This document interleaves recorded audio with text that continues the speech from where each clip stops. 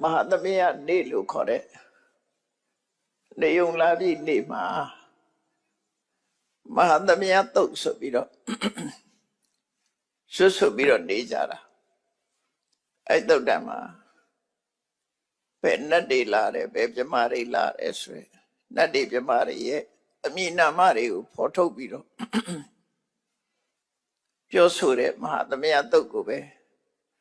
Mahatmaya tok phit so ne jara phit Ero de kero eri Mahatmaya ne ma Yana phit bi de Tagwi Minna 250နဲ့ကောလိယမင်းသား250တို့စုံကြီးစုဝေးရောက်ရှိလာတဲ့အချိန်မှာစကြဝဠာတိုက်တဲ့တောင်းကနတ်တွေပြမာတွေဟာမအောင်တော်တဲ့မှာဖျားဖူးဖို့ရဟန္တာတွေကိုဖူးတွေ့ဖို့ဆိုပြီးတရားနာဖို့ရောက်ရှိလာကြတာဘယ်နှမပြရတယ်အမေတများလာတဲ့နတ်တွေရဲ့ပေါင်းစုံမှုကိုအကြောင်းပြုပြီးမဟာသမယလို့ခေါ်တာများစွာသောနတ်တွေပြမာတွေဟာ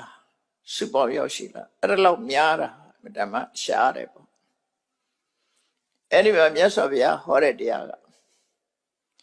လူသားအနေနဲ့ကယဟန္တာ900တောထဲမှာဟောတာဖြစ်တော့အဓိကကတော့ရှားရှိလာတဲ့နတ်တွေပြမာတွေကိုဥတည်ပြီးတော့ဟောတဲ့တရားတွေပဲသို့တော်လည်းလူနဲ့နတ်နဲ့သရဝါချင်းကနိစ္စပြီးဆက်နွယ်နေတာဖြစ်သောကြောင့်လူပြေမှာဟောတဲ့တရားမျိုးလိုပဲဟောကြတာပဲဟောကြတယ်ဆိုတာတွေးချရတယ်ပေါ့နော်အဲ့ဒီချိန်မှာတရားတော်ရဲ့ပုံမှုလေးနက်မှု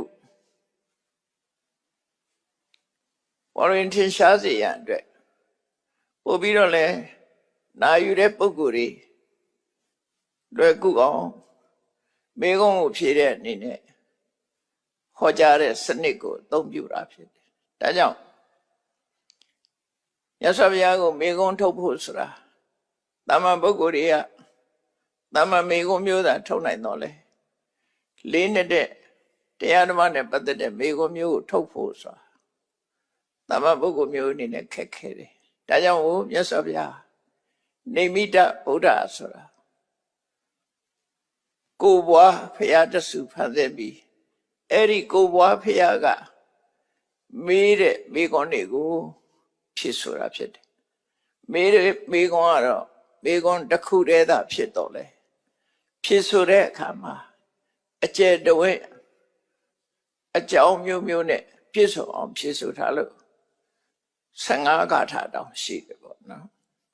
ဒါကသမ္မာပရိပါဇနိယသုတ်မှာ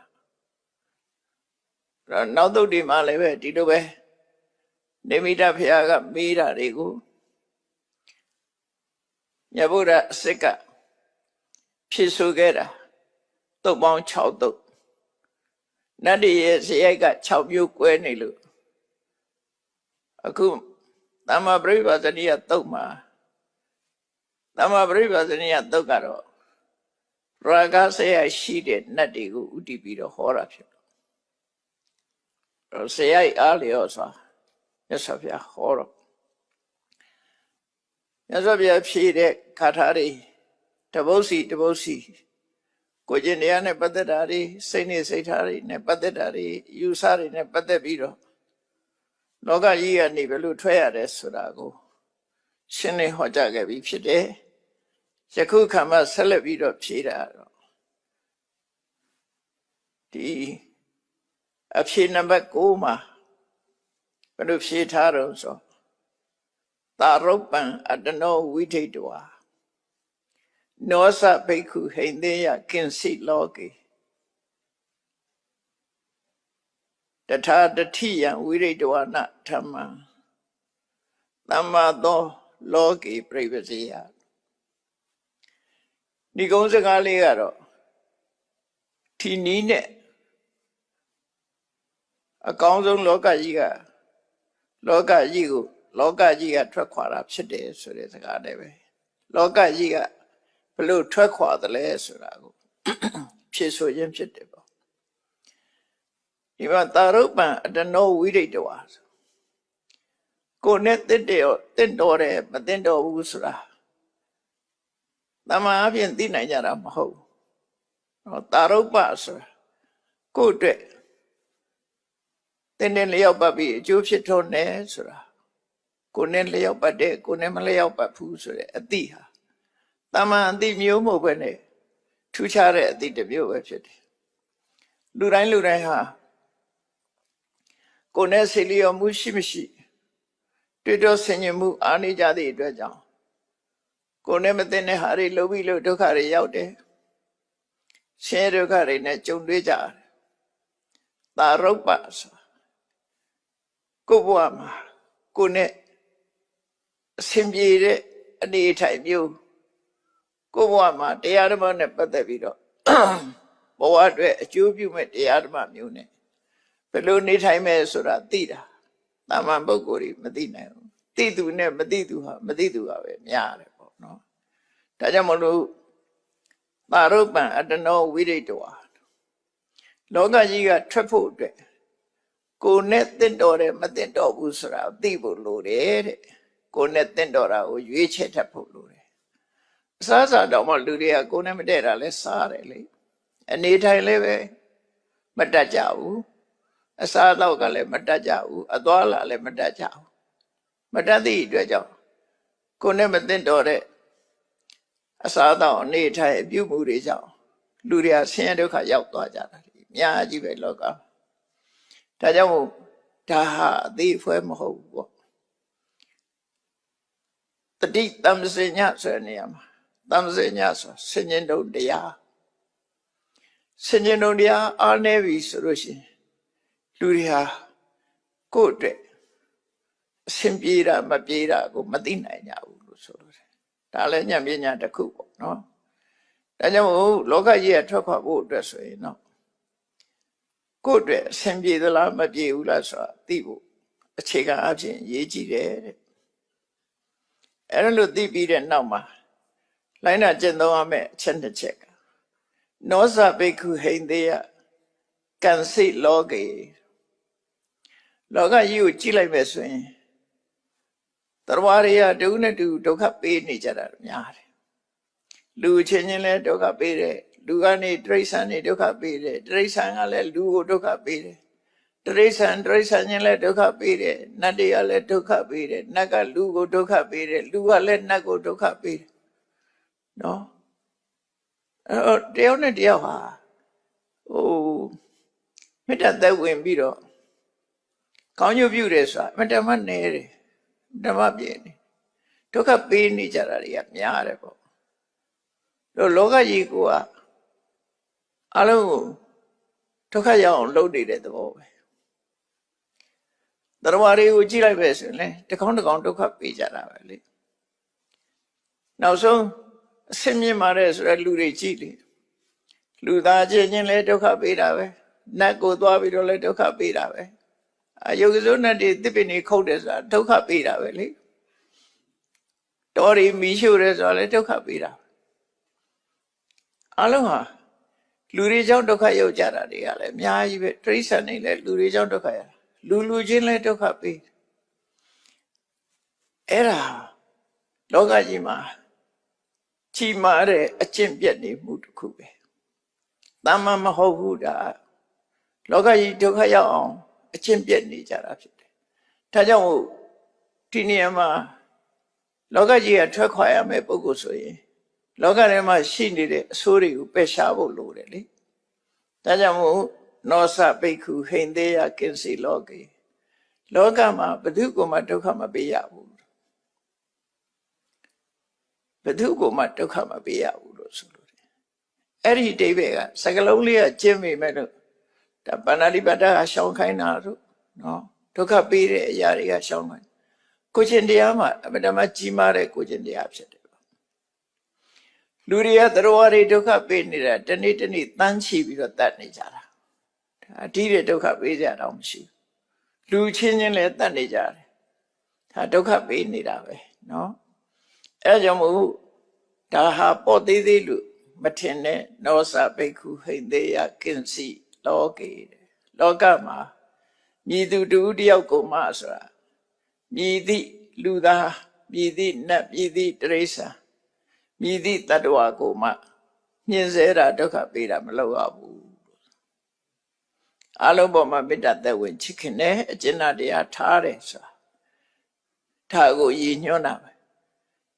ဒီအကျင့်ဟာပထမကြီးမားတဲ့အကျင့်တစ်ခုပဲပေါ့နော်လောကကထွက်ဖို့ရအတွက်ဒီအကျင့်ကိုကျင့်နောက်တစ်ခုကတော့ယထာတတိယဝိရိတဝနာဓမ္မအစစ်မှန်သစ္စာတရားကိုဟုတ်တိုင်းမှစွာသိမြင်မှလောကကြီးကထွက်နိုင်တာဖြစ်တယ်သစ္စာလေးပါးကိုမသိဘဲနဲ့လောကကြီးကမထွက်နိုင်ဘူးဒါကြောင့်မို့လောကကြီးကထွက်နိုင်မှုအတွက်အစစ်မှန်သစ္စာတရားကိုမှန်ကန်တဲ့ဤနဲ့သိဖို့လိုတယ်လောကမှာလူတွေကသစ္စာနဲ့ပြောကြပေမဲ့လို့အမှန်မဟုတ်ကြဘူးပေါ့နော်အထင်နေနဲ့ပြောကြတာဖြစ်တယ်အယူမှားတဲ့ပုဂ္ဂိုလ်တွေကလည်းသူတို့မှားယွင်းတဲ့အယူကိုပဲဒိဋ္ဌိသစ္စာလို့သူတို့မှန်ကန်တဲ့အမြင်ဖြစ်သတ်မှတ်တာပဲပြမနာဆိုတဲ့ပုံနာတွေကလည်းသူတို့ရဲ့အယူဆကိုပြမနာသစ္စာလို့ပြောတာပဲဒီသစ္စာဆိုတဲ့စကားလုံးကိုလူတိုင်းသုံးနေကြတာအိန္ဒိယနိုင်ငံမှာအများကြီးနော်စတ္တယဂရဟာဆိုတာသစ္စာကိုရည်ညွှန်းတဲ့စကားတစ်ခုပဲအဲ့ဒီသစ္စာကိုရည်ညွှန်းပြီးတော့အမှန်တရားနဲ့ပြောနေကြတာလူပြောသူပြောအမှန်တရားတွေကလောကကြီးကထွက်ခွာဖို့အတွက်အကျိုးမပြုတာတွေအများကြီးပဲအမှားကိုပဲအမှန်လို့ပြောနေကြရင်ဘယ်လိုမှမထွက်နိုင်ဘူးဒါကြောင့်မို့ယထာတတိယအမှန်ဆိုတဲ့အတိုင်းတကယ်မှန်မှုလို့တယ်ပေါ့အဲ့တော့အမှန်ဆိုတာအရိယသစ္စာတစ်ခုပဲအမှန်ဖြစ်တယ်ကျန်တာတွေကတော့အမှန်လို့ဆိုတာတွေကပြောတဲ့အတိုင်းတကယ်အမှန်မဟုတ်ဘူးအထင်အမြင်အယူဆအနေနဲ့သာမှန်တယ်လို့ပြောတာပေါ့ယထာတတိယဝိရိတဝနာဓမ္မအရိယတို့သိရတဲ့မှန်ကန်တဲ့သစ္စာတရားကိုဟုတ်တိုင်းမှစွာသိတဲ့ပုဂ္ဂိုလ်ဟာလောကကြီးကိုလွန်မြောက်သွားနိုင်တယ်လောကအထက်ရောက်သွားနိုင်တယ်အဲ့တော့လောကထဲမှာနေပြီမဲ့လို့လောကကြီးကိုလွန်မြောက်သွားတဲ့အကျင့်ဆိုတာမနေ့ကပြောသလိုကြာပန်းဟာရေထဲမှာပေါက်တယ်ရှင်မျက်နှာပြင်ပေါ်တက်တယ်ကြာဝင်ပွင့်တယ်အဲ့ဒီကြာဘူးဟာရှည်ထဲမှာနေပြီမဲ့လို့ရှည်နဲ့ဆွဆွချင်းမရှိဘူးလိမ့်ကြံခြင်းမရှိဘူးညစ်ပေခြင်းမရှိဘူးရှည်ထဲနေပြီမဲ့လို့ရေမလူဘူးလို့ဆိုလို့တယ်ပေါ့အဲ့ဒါလိုပဲမြတ်စွာဘုရားဟာလောကမှာမွေးတယ်လောကမှာပဲအပြည့်ရောက်တယ်လောကမှာပဲနေထိုင်တယ်သို့တော့မြတ်စွာဘုရားရဲ့ဒီဘဝဟာလောကကြီးကထွက်ခွာပြီးသားဖြစ်နေတယ်ပေါ့လောကနဲ့ပတ်သက်မှုမရှိဘူးပေါ့နော်လောကနဲ့ချစ်ချင်းမုန်းချင်းဆိုတာတွေနဲ့ဆက်ဆံနေတာမျိုးမရှိဘူးအဲ့ဒါကိုလောကထွက်တယ်လို့ပြောနိုင်တယ်ပေါ့လောကထဲမှာရှိနေပြီမဲ့လို့လောကရဲ့ငိုခြင်းရဲခြင်းဝမ်းသာခြင်းဝမ်းနည်းခြင်းဆိုတဲ့လောကရဲ့မတည်ငြိမ်တဲ့အနေအထားမျိုးတွေမြတ်စွာဘုရားမှာမရှိသည့်အတွက်ကြောင့်မြတ်စွာဘုရားဟာလောကကနေထွက်သွားတယ်လို့သူဆိုလို့ရတယ်ပေါ့နော်လောကအပြင်ရောက်နေတယ်အဲ့တော့လောကထဲမှာနေတဲ့ပုဂ္ဂိုလ်တွေအများစုဟာလောကသဘာဝအတိုင်းပဲကြာရှုံးနေကြတာဖြစ်တယ်ဒီသဘောကိုဒီအဖြေနံပါတ်9မှာမြတ်စွာဘုရားရှင်းပြတယ်နောက်ဖြေဆိုချက်နံပါတ်10ကြတော့ယတ္တနုတယနတန္တိကေစီမူလာစအကုသလတမှုဟတတေသောနိရသောအနာတိတာနောသမ္မာသောလောကေပြိပစီယအဲ့တော့လောကတွေကထွက်ခွာဖို့လောကကြီးနဲ့ပတ်သက်မှုမရှိအောင်အစင်းမြင့်မှုဆိုတာကြတော့ဘာတွေလိုအပ်တုံးဆိုတာအစင်းလိုက်ပြောသွားတာမြတ်စွာဘုရားအဲ့တော့ယတ္တအနုတယနာတန္တိကေစီအနုတယဆိုတာယောဂမှာ positive ဖြစ်နေတယ်လို့ လူတွေရဲ့တဏ္ဍာမှာလောဘတွေဒေါသတွေမနာလိုစိတ်တွေဝန်တိုစိတ်တွေဆို positive ဖြစ်နေတာအမြဲတမ်းနော် positive ဖြစ်အနုတ္တယစာ line latent ဆိုတဲ့အတည်ရှိနေတာဒီသဘောဝတရားဟာရှင်ထဲမှာတည်ရှိနေတာဖြစ်သည့်အတွက်ကြောင့်အချိန်မရွေးထပြီးတော့ဖြစ်တယ်အနုတ္တယဆိုတာအဲ့ဒါကိုပြောတာအနုတ္တယဆိုတာအနုရူပံကာရဏံလဘိတဝါopacity ဒီလိုစာပေကျမ်းမှာဖွဲ့တယ်ဆိုင်ရာဖြစ်စေနိုင်တဲ့အကြောင်းတရားကိုရရှိပြီးဖြစ်လို့ဖြစ်ဖူးသွားတာလေအနုတ္တယပဲဖြစ်သွားတာဟာအနုတ္တယအဲ့ဒီဖြစ်သွားတဲ့အရာဒီနောက်ထပ်ဖြစ်ဖို့ရသိလွယ်တယ်ပေါ့နော်အကြောင်းတိုက်ဆိုင်လာတိုင်းဖြစ်နေတဲ့အရာအနုတ္တယကိုယ့်ရဲ့စိတ်ထဲမှာအစဉ်အမြဲကိန်းဝတ်နေတဲ့သဘောတရားပို့ပြီးတော့သဘောပေါက်ပဲဆိုရင်စိတ်ထဲမှာရှိတဲ့ positive ကိုပြောတယ်ဒေါသ positive လောဘ positive မောဟ positive အမြဲတမ်းဖြစ်နေလားဆိုအမြဲတမ်းဖြစ်တာမဟုတ်စိတ်ကကိုယ်ကအမြဲတမ်းဖြစ်တာမဟုတ်လောဘဆိုတာလူတိုင်းအမြဲတမ်းဖြစ်နေတာမဟုတ်ဒေါသလည်းအမြဲတမ်းဖြစ်နေတာမဟုတ်သို့တော့အကြောင်းမတိုက်ဆိုင်လိုက်နဲ့အကြောင်းမလာလိုက်နဲ့ထဖြစ်တာပဲဘာနဲ့ဥပမာတူတော့ဆိုရင် gas မီးချစ်ဖူးတဲ့ကအနေထားလို့ပဲအကြောင်းတစ်ခုထပ်တိုးလိုက်တယ် gas မီးချစ်ဖူးလေးကသူ့အတူဒီတိုင်းနေရင်မီးမတောက်ဘူးသို့တော့တယောက်ယောက်ကပွားနေပြီးတော့ဖိပြီးတော့ပုတ်လိုက်မယ်ချစ်လိုက်မယ်ဆိုလို့ရှိရင်မီးရတောက်တာအဲ့ဒီအကြောင်းတစ်ခုလိုနေတာအဲ့ဒါကမီးဖြစ်နိုင်တဲ့အနေထား potential ဒီဖြစ်နိုင်ခြေရှိနေတဲ့အနေထားအကြောင်းတစ်ခုထပ်ပေါင်းလိုက်တာနဲ့အနုရူပံကာရဏံလဘိတဝါသူ့ကိုထောက်ကူပြုတဲ့အကြောင်းတစ်ခုပေါ်လာလိုက်တာနဲ့တပြိုင်နက်ပြီးဟာတောက်လာအဲ့ဒါမျိုးကိုဆိုလိုတယ်ပေါ့လူကလည်းဒီတိုင်းပြုံနေပေမဲ့လို့ဒေါသဖြစ်เสียဖြစ်လိုက်တောက်လျှောက်ပြောင်းသွားတာပဲမြန်တာနော်ဘာဖြစ်လို့တော့ဆိုရင်ခုနပြောတဲ့တင်းလျော်သူ့အတွက်အထောက်အကူပြုမဲ့အကြောင်းတရားရောက်လာတာနဲ့တပြိုင်နက်ဖြစ်လာတယ်လို့သူတို့ဆိုလို့တယ်ပေါ့အဲ့ဒါအနုတ္တယဆိုတာကမတရားနဲ့မှပယ်လို့ရတယ်အသိဉာဏ်နဲ့မှပယ်လို့ရတယ်မြတ်စွာဘုရားယင်ထဲမှာတော့ဒေါသမဖြစ်ဘူးစိတ်ဆိုးအောင်ဘယ်လိုမှလုပ်လို့မရဘူးမြတ်စွာဘုရားလောဘဖြစ်အောင်လည်းဘယ်လိုမှသွေးဆောင်လို့မရဒါကြောင့်မို့မနတ်ရဲ့သမီးတွေမြတ်စွာဘုရားကိုလာဖြားယောင်းတဲ့အခါမှာမြတ်စွာဘုရားလုံးဝစိတ်ဝင်စားတာဒီအနုတ္တယမရှိလို့ပဲနော်အနုတ္တယမရှိတော့ဘူး potentiality possibility မရှိတော့ဘူးဒါကြောင့်မို့လို့မြတ်စွာဘုရားရဲ့မှာတဏ္ဍမှာလောဘဖြစ်စရာအကြောင်းမရှိဘူးအကြောင်းကိုဖယ်ထားတာအနုရူပံကာရဏံလဘိတဝါဆိုသင်လျော်တဲ့အကြောင်းကတော့လာရတယ်လေနတ်သမီးပဲအလွန်လှတဲ့နတ်သမီးတွေပြတော့လေဘလောက်ပဲနှစ်သက်เสียမျက်နှိုးเสียပဲဖြစ်မြတ်စွာဘုရားစိတ်ထဲမှာစိတ်ဝင်စားမှုဆိုတဲ့တဏှာရာကလာတော့ကြည့်တယ်အဲ့သဘောကိုပြောတာနော်မြတ်စွာဘုရားမျိုးစိတ်ဆိုးအောင်လုပ်တယ်ကြောက်အောင်လုပ်တယ်ကြောက်တဲ့သဘောတရားကဒေါသပဲအဲ့ဒီဒေါသကလည်းအနုတ္တယတောင်မရှိတော့သည့်အတွက်ကြောင့်ဘယ်လိုမှဖြစ်မလာတော့ဘာနဲ့တူတော့ဆိုခုန gas မီးချစ်တယ်မှာ gas မရှိတော့ဘူးဘိန်းလုံးလည်းမရှိတော့ဘူးဆိုပုတ်ချင်တော့ပုတ်ပြီးမထွက်တော့အဲ့သဘောမျိုးပဲအဲ့တော့လောကမှာအဆိုးတရားတွေဖြစ်လာတာဟာအခြေခံတစ်ခုရှိနေလို့သာဖြစ်တယ်အဲ့ဒါကိုအနုတ္တယလို့ခေါ်တယ်အနုတ္တယကိလေသာသူကဘယ်လိုနေရာမှာဖြစ်တတ်တာတော့ဆိုဒုက္ခယဝေဒနာယရာဂနုတေယောနုတေတိတဲ့ဒုက္ခဖြစ်လိုက်တာနဲ့စိတ်ချမ်းသာကိုယ်ချမ်းသာလေးကြုံလိုက်တာနဲ့ရာဂနုတေယဆိုရာဂဆိုတာပေါ်လာတယ်အစင်မပြေလိုက်နဲ့ပြေလိုက်တာနဲ့ရှားခြင်းနဲ့စိတ်လိုခြင်းနဲ့စိတ်ဒါမျိုးလေးကိုသိမ့်ပိုက်ထားခြင်းနဲ့စိတ်ကအလိုလျောက်ပေါ်လာတာဖေကနေခေါ်နေကြအောင်လို့အဲ့ဒါပြောတာ Anurupan Karana Lavedwa Obesity, Anudeya. Era Tuka waited land at twilight and the Vine. Sechana Gojana Shipiro, the Boja, Chinapi, Mjolin Nidari Pilare the car, Lobari Pilare. Tokaya, Wiranaya,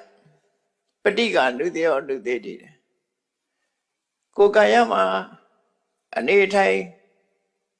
Kakelare, Pimane, Sierra, Babola, Polita, and the Vienne Babsedo, Toda, Bola. No, 7 years later, and Toda. Kokanaguma, Najin can get it, Tukali, Mapchila, Chilata, and Toda, Sigatola. The shows origin, Gongai Kayamla, go gongo, Tuda.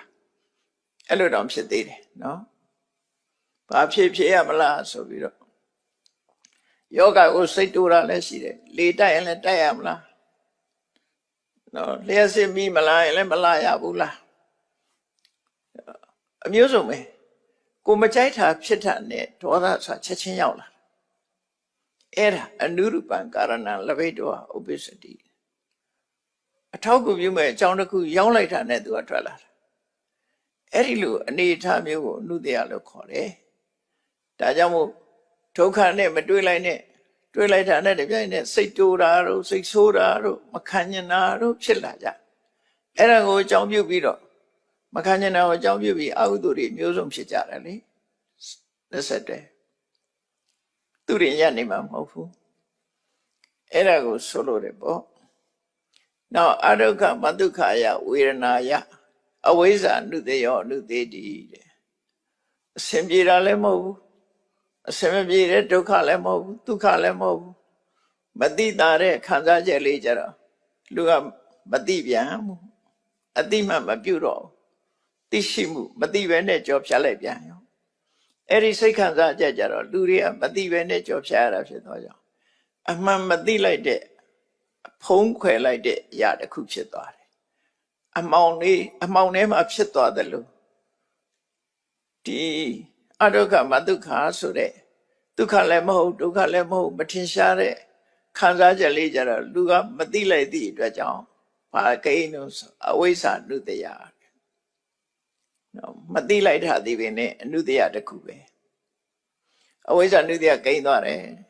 No, Sekanzajan, but the Vido. Bekave, Pipi, Sekanzajan, but the Lalushi. Puruzinima. Saga, do like. Toda do like always answer Moha do like to do webshin. Era Negilidaria, 292, Bainine Bainla. Era go, Chito Peshavos, a pale emle. The Aruya will lower Beloebu. The show Malay, Doda Vamshima down, but daughter said Doda Vamshit on my child, Lua she did. People, Madame came at. Tiarudiamia Yahu, Madame Kayama. Tamanti Line, Tiarudiamia Yanama Moda. Ero Nudia, Tabodiari, Kilidaria, Koyene, Nalonema, a change and tata shit. Tamu, a catalegero, a new 30, tatalele, tata biro chinida. You know, no Lurigi, Lovas up and a capsule. Toda up and a capsule. A change may even don't have Shipurelli. Eddie, but a matter captured and do the other captured. Do the other captured, book on that. Daddy had a capture, Eddie the book on that. Show the Ramu, taps it down, and Aria, me, and Laras. Pay away a cat that a cat lad. True, so no? A new 30, a change in Tata in Emma Pipilare. Kilitari. Ero, Logaji Trafusa. Logaji ne Badamu Mishusa, Madame Kane. Dajo, Shada knew they are not anti Kesi. Pelu, a new they are mu, Pelu Kilita mu, Shenema, changing Pite Kilita mu, Sora, Mashizi Abu, Mashima Loga yet Traname. No so in Logarema, Doelle Levesiome, to solo, no? Mulasa Agudala Tamuhatati. အကုသိုလ်မူလတွေအကုသိုလ်ရဲ့အမြစ်တွေအကုသိုလ်ရဲ့အခြေခံတရားတွေအကြောင်းတရားတွေကိုဖယ်ရှားပြီးသားဖြစ်ရမယ်ဖယ်ရှားပြီးသားဖြစ်မှလောကကြီးကထွက်နိုင်မှာလောကနဲ့ပတ်သက်မှုမရှိမှာအကုသလရဲ့မူလဆိုတာဘာတော့ခုနပြောတဲ့လောဘဒေါသမောဟပဲဒါအကုသိုလ်ရဲ့အရင်အမြင့်ကြီးတွေပေါ့သစ်ပင်တစ်ပင်ဟာအမြင့်ရှင်သန်နေသည်များဒီသစ်ပင်ဟာအကိုင်အခက်တွေထွက်နေအောင်ပါပဲအမြင့်ရှိနေသည်များအဲ့တော့အကုသိုလ်မှလည်းပဲအမြင့်ရှိနေသည်များအကုသိုလ်တွေကရှင်သန်နေအောင်ပါပဲမကောင်းတဲ့စိတ်တွေကလောဘဒေါသဆိုတဲ့လောဘဒေါသမောဟဆိုတဲ့အမြင့်တွေရှိနေသည်များကလည်းပါလို့အညွန့်နေတက်တွေအပွင့်နေသီးတွေလာနေအောင်ပါပဲလို့ဆိုလို့တယ်အဲ့ဒါကြောင့်မို့အမြင့်ဆိုတဲ့လောဘဒေါသမောဟတွေကိုဖယ်ရှားပြီးသူဖြစ်ရမယ်တဲ့ပယ်နှုတ်ပြီးသားဖြစ်ရမယ်သောနိရသောအနာတိတာနောအဲ့လိုပယ်လိုက်ပြီဆိုလို့ရှိရင်ဘာဖြစ်တော့သူဟာဘာကိုမှစိတ်ထဲမှာတောင်းတတာမရှိတော့အမှန်တရားသိသွားရင်တောင်းတမှုမရှိတာဆွဲလန်းမှုမရှိတော့တာတဏှာမရှိတာကိုပြောတာနိရာသောနိအာသောအာသာဆိုတဲ့လူချင်းဆန္ဒတဏှာမရှိဘူးလူတွေမှာအာသာနှမျိုးရှိတယ်စီဝိတသာတဏှာသာသက်ရှင်နေတာစီဝိတသာစီဝိတအသက်ပေါ်မှာတွေ့တာလားတဏှာသာဆိုတာပစ္စည်းဥစ္စာပေါ်မှာတွေ့တာလားတခြားတွေလည်းပြောလို့ရတယ်လူချင်းလည်းတွေ့တာတယ်ပစ္စည်းဥစ္စာပေါ်မှာလည်းတွေ့တာတယ်အဲ့တော့တွေ့တာမှုမှာဒီအသက်ကိုတွေ့တာနဲ့ဥစ္စာကိုတွေ့တာတယ်ဆိုရင်ဒီတွေ့တာမှုနှစ်ခုဟာဘယ်သူကပို့ပြီးတော့ခိုင်မာတယ်လဲဘယ်သူကပို့အားကောင်းတယ်လဲအသက်ရှင်နေတာနဲ့ပတ်စံရချင်တာအသက်ရှင်နေတာနဲ့ဥစ္စာတဏလိုချင်တာဒီနှစ်ခုဘယ်သူက strong ဖြစ်တယ်လဲပို့ပြီးတော့အားကောင်းတယ်လဲဆိုရင်ဥစ္စာကိုရချင်တာကအသက်ရှင်နေတာနဲ့ပို့အားကောင်းတယ်တဲ့နော်တမန်အဖြစ်တော့လူတွေကအသက်ကိုပိုးတွေ့တယ်အောင်မိတာအသက်ကိုမတွေ့ဘူးပု္ပ္ပာကိုပိုးတွေ့တယ်လူတွေကဘာလို့လဲဆိုရင်အသက်စွန့်ပြီးတော့စစ်တိုက်နေကြတယ်လေ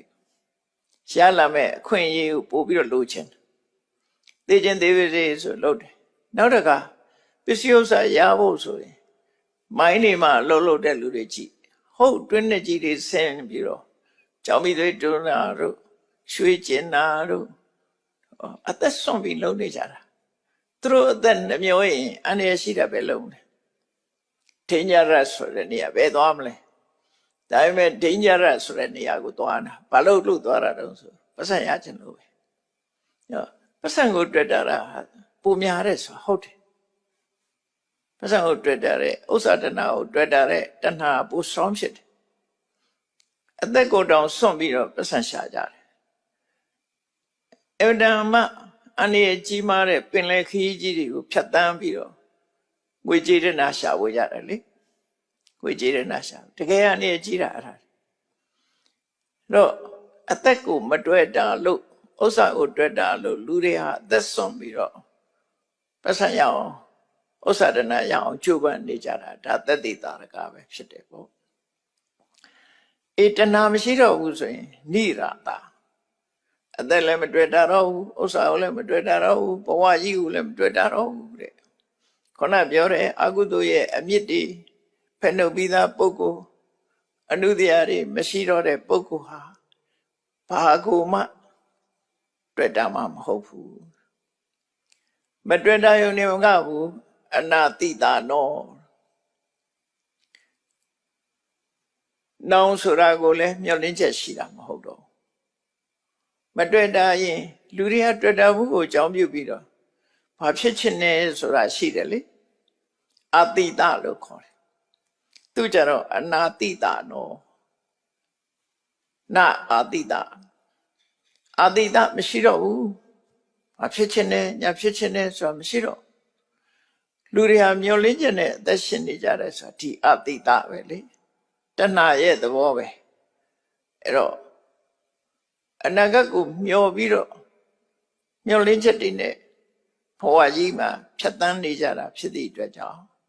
လောကကြီးကထွက်ခွာဖို့ဆိုတာမဖြစ်နိုင်တော့ဒါကြောင့်မို့အနုတ္တယဆိုတဲ့ကိလေသာတွေကင်းရမယ်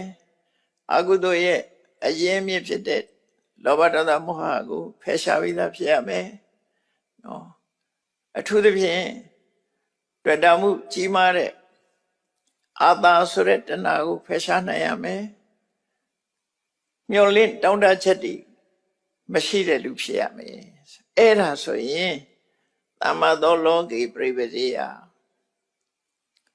ဒီတရားကနတ်တွေကိုဟောနေတဲ့တရားနော်အဲ့တော့နတ်တွေကလည်းဘလောက်တွေ့တာမှုတွေရှိမှမသိတာလူတဲ့ပို့တွေ့တာလောက်တယ်နတ်ကလူတွေရဲ့ချမ်းသာကနတ်ချမ်းသာနဲ့စားလို့ရှိရင်ပင်လယ်တွေကရေတစ်စက်လောက်ပဲရှိတာလို့ပြောတာလူချမ်းသာနဲ့နတ်ချမ်းသာအဲ့တော့နတ်တွေရဲ့ချမ်းသာမှုကပိုကြီးမားတယ်ပိုကြီးမားတော့ပိုပြီးတော့တွေ့တာတယ်သူတို့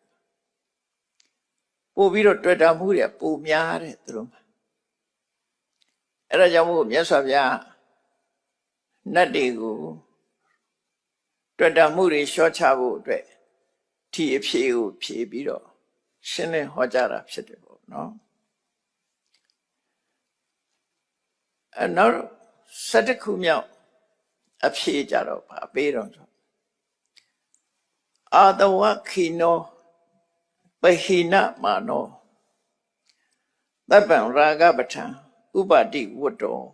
တန္တောပရိနိဗ္ဗုတောထိတတ်တောဒါယဟနာရဲ့ဂုဏ်ကြီးတွေကိုပြောနေတာဆိုလိုတာကတော့ယဟနာဖြစ်မှလောကကြီးနဲ့ပတ်သက်မှုမရှိမှာတာမန်ပုဂ္ဂိုလ်တွေကတော့ပတ်သက်မှုရှိနေမှာနော်တာမန်ပုဂ္ဂိုလ်တွေကတော့ပတ်သက်မှုရှိနေတာပဲအကုန်လုံးလောကကြီးကငိုရင်ငိုမယ်လောကကြီးကပြုံးရင်ပြုံးမယ်မဲ့ရင်မဲ့မယ်ဒီလိုတွေဖြစ်နေတာလောကနဲ့ပတ်သက်နေတဲ့ပုဂ္ဂိုလ်တွေအဲ့တော့ယဟနာပုဂ္ဂိုလ်ကြတော့ပြုံးခြင်းမဲ့ခြင်းမရှိတော့ဘူးလောကနဲ့ပတ်သက်ပြီလောကကိုအကြောင်းပြုပြီးတုံ့လှုပ်တာခြောက်ခြားတာမရှိတော့ဘူးအဲ့ဒါကြောင့်အာတဝခိနောအာတဝဆိုတဲ့ဟာကဘာကိုပြောတာတော့ဆိုကာမတဝဘဝတဝဒိဋ္ဌတဝအဝိဇ္ဇတဝလို့တမန်အဖြစ်ပြီးတော့မှအာတဝတရား၄ပါးတရားကိုကောက်မယ်ဆိုရင်တော့လောဘဒိဋ္ဌိမောဟဒီ၃ခုပါပဲလောဘဒိဋ္ဌိမောဟဒီ၃ခုကိုဆိုလို့တယ်ဒီတရားတွေရဲ့နေပယ်ဟာအလွန်ကျဲတယ်ဒါကြောင့်မို့အာဆိုတာအတိုင်းအတာတစ်ခုတဝဆိုတာစီးဝင်တာဖြစ်တာနော်အတိုင်းအတာတစ်ခုဘယ်နေထိအောင်ရောက်တယ်ဆိုတာသူ့ရဲ့ခြေပြန်းတဲ့နေကိုဖော်ပြခြင်းတော့အဲ့ဒီအမည်နဲ့ပြောထားတာအာတဝဘုံအားဖြင့်ဘဝထီအောင်ရောက်တယ်ဆိုတော့32ဘုံရဲ့ထိတ်ထီအောင်ဒီအာတဝရောက်တယ်32ဘုံလုံးအနှံ့ရောက်တယ်လို့ပြောချင်တာပေါ့သူမရောက်တဲ့နေရာမရှိတော့အဲ့ဒီအာတဝကလောဘတို့ဒိဋ္ဌိတို့မောဟတို့လွတ်ကင်းတဲ့နေရာမရှိဘူးလောကထဲမှာဆိုရင်အဲ့ဒါကြောင့်အာတဝဓမ္မနေရာပြောမယ်ဆိုလို့ရှိရင်ဘုံအားဖြင့်ဘဝထီအောင်ထိတ်ဆုံးဘုံထီအောင်ရောက်တယ်ဓမ္မအားဖြင့်ဆိုလို့ရှိရင်သူ့ရဲ့နေပယ်ဟာဘယ်ထီအောင်ရောက်တော့ဆိုဓမ္မအားဖြင့်ဂုတ္တရဘူးဆိုလိုတာကတော့ဒါကဘာပြောတာတော့ဆိုသူမရောက်တာကဂုတ္တရဘူးနဲ့ဟိုဘက်ဘက်တို့ဖိုးတို့ကြတော့သူမရောက်နိုင်တော့သူလမ်းဆုံးနေပြီအဲ့တော့သူရောက်နိုင်တာသူ့ရဲ့အာယုံပြုတဲ့နေပယ်ကဂုတ္တရဘူးရဲ့ထိဖက်မှာအာယုံပြုနိုင်တယ်လို့ဒါစိတ်အစဉ်မှာသောတပန်မဖြစ်ခင်သောတပတိမကြခင်သောတပတိမဲ့ရဲ့ရှေ့မှာဖြစ်တာကိုဂုတ္တရဘူးလို့ခေါ်တယ်တဂရဂမိမဲ့ရဲ့ရှေ့မှာကပ်ပြီးတော့ဖြစ်တဲ့စိတ်လေးကိုဂုတ္တရဘူးဝရဏလို့ခေါ်တယ်အနာဂမိမဲ့ရဲ့ရှေ့မှာဖြစ်တဲ့ဝရဏလို့ခေါ်တယ်ဝရဏနဲ့ဂုတ္တရဘူးတခါလေတော့လေဂုတ္တရဘူးလို့ယူရသုံးပါတယ် နော်ကွတရဘူးလို့ကြီးပဲသုံးတယ်အဲ့တော့သဘောပေါက်မှာတော့မက်၄ပါးရဲ့ရှေ့မှာကပ်ပြီးတော့ဖြစ်တဲ့စိတ်ကလေးကိုပြောတာအဲ့ဒီစိတ်ကနိဗ္ဗာန်ကိုအောင်ပြုတာဟောအာသဝါကအဲ့ဒီကိုမရောက်နိုင်ဘူးအဲ့ဒီဟိုဘက်မရောက်တော့ဘူးလို့ဆိုလို့တယ်အဲ့တော့သူ့ရဲ့နေကအမှန်တမ်းကျဲတယ်အမှန်တမ်းကျဲတယ်အမှန်တမ်းကျဲလို့ဒီစကလုံးကိုသုံးထားတာအာဆိုတာဘယ်ထိအောင်သဝဖြစ်တယ်ဘယ်ထိအာသဝအာမအာဆိုတာထိအောင်လို့အဓိပ္ပာယ်ရတယ်ပေါ့ပမာလို့သဝဆိုတာဖြစ်တာအဲ့တော့သူနဲ့ဓမ္မကျဲအဲ့ဒီအာသဝတွေကုန်ပြီးသားဖြစ်ရမယ်အလုံးအာသဝတွေကိုဖယ်ရှားလိုက်လို့အလုံးကုန်သွားတယ်နောက်တနည်းအဓိပ္ပာယ်ကတော့အာသဝဆိုတာအချိန်ချင်းအထက်ထပ်ဖြစ်နေသည့်အတွက်ကြောင့်ဘာနဲ့တူတော့ဆိုစိတ်ရည်အရက်နဲ့တူတယ်ပေါ့ရှစ်မှုစေတယ်နော်ရှစ်ပေါင်းကြာရှိစွာစိန်ထားတဲ့စိတ်ရည်ရှစ်မှုစေတတ်တဲ့ရှစ်ပေါင်းကြာမြင့်စွာလှုပ်ထားတဲ့စိတ်ရည်အရက်လူတရားတွေကိုယဉ်မှုစေတတ်တဲ့အရာအဲ့ဒါကိုအာသဝလို့ခေါ်တယ်နောက်တမန်အပြင်ပြောမှဆိုရင်အာသဝဆိုတာကိလေသာအလုံးကိုလည်းအာသဝလို့ခေါ်တယ်နော်အဲ့တော့ခိဏသဝကြတော့အာသဝ၄ပါးပါယူလို့ရှိရင်ကာမဂုဏ်အာယုန်ဒီပေါ်မှာတွေ့တာတဲ့လောဘဘဝသဝလို့ဆိုတာဆံရဲ့ဆံကိုအခြေခံပြီးရရှိတာတဲ့ရူပဘုံအရူပဘုံဆိုတဲ့ဗြဟ္မာဘဝကိုတွေ့တာတဲ့လောဘကာမကလွတ်တော့ရူပရောက်သွားရူပအရူပဗြဟ္မာဘဝကိုတွေ့တာပြန်ဒိဋ္ဌသဝဆိုမာယွန်းနဲ့အမြင်ဒိဋ္ဌသဝကပကားဗြဟ္မာကြီးတောင်မှပဲသွားပြီးတော့မာယွန်းနဲ့အမြင်ကြီးဖြစ်တယ်လေဗြဟ္မာမှာလည်းဖြစ်တယ်အဲ့ဒါမှနေကြတယ်လို့ဆိုလို့တယ်အဝိဇ္ဇာသဝဆိုတော့မပြောနဲ့တော့အမှန်မသိတာတွေမှန်သမျှအဝိဇ္ဇာဖြစ်တယ်ဒါကြောင့်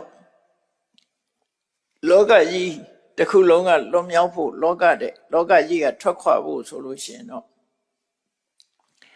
အဲ့ဒီအာသဝတွေအလုံးဖယ်ရှားလို့ကုန်ခံမိသားဖြစ်ရမယ်ဒါအချက်တစ်ခုနောက်ပဟိနမာနောအာသဝထဲမှာမာနမပါဘူးမာနဆိုတာလေအလွန်သိမ်မွေ့တယ်သူကအလွန်သိမ်မွေ့တယ်ကိုယ့်ကိုထင်ရောက်နေတဲ့အရာဖြစ်တယ်တရားတော်လွတ်ပြီးတော့ကိုယ့်ကိုထင်ရောက်နေတဲ့မာနအဲ့ဒီမာနကိုလည်းပဲဖယ်ရှားပြီးသားဖြစ်ရမယ်တဲ့တပ္ပံရာဂပဋ္ဌံဥပတ္တိဝတ္တောရာဂဖြစ်ကြောင်းအာယုန်နေ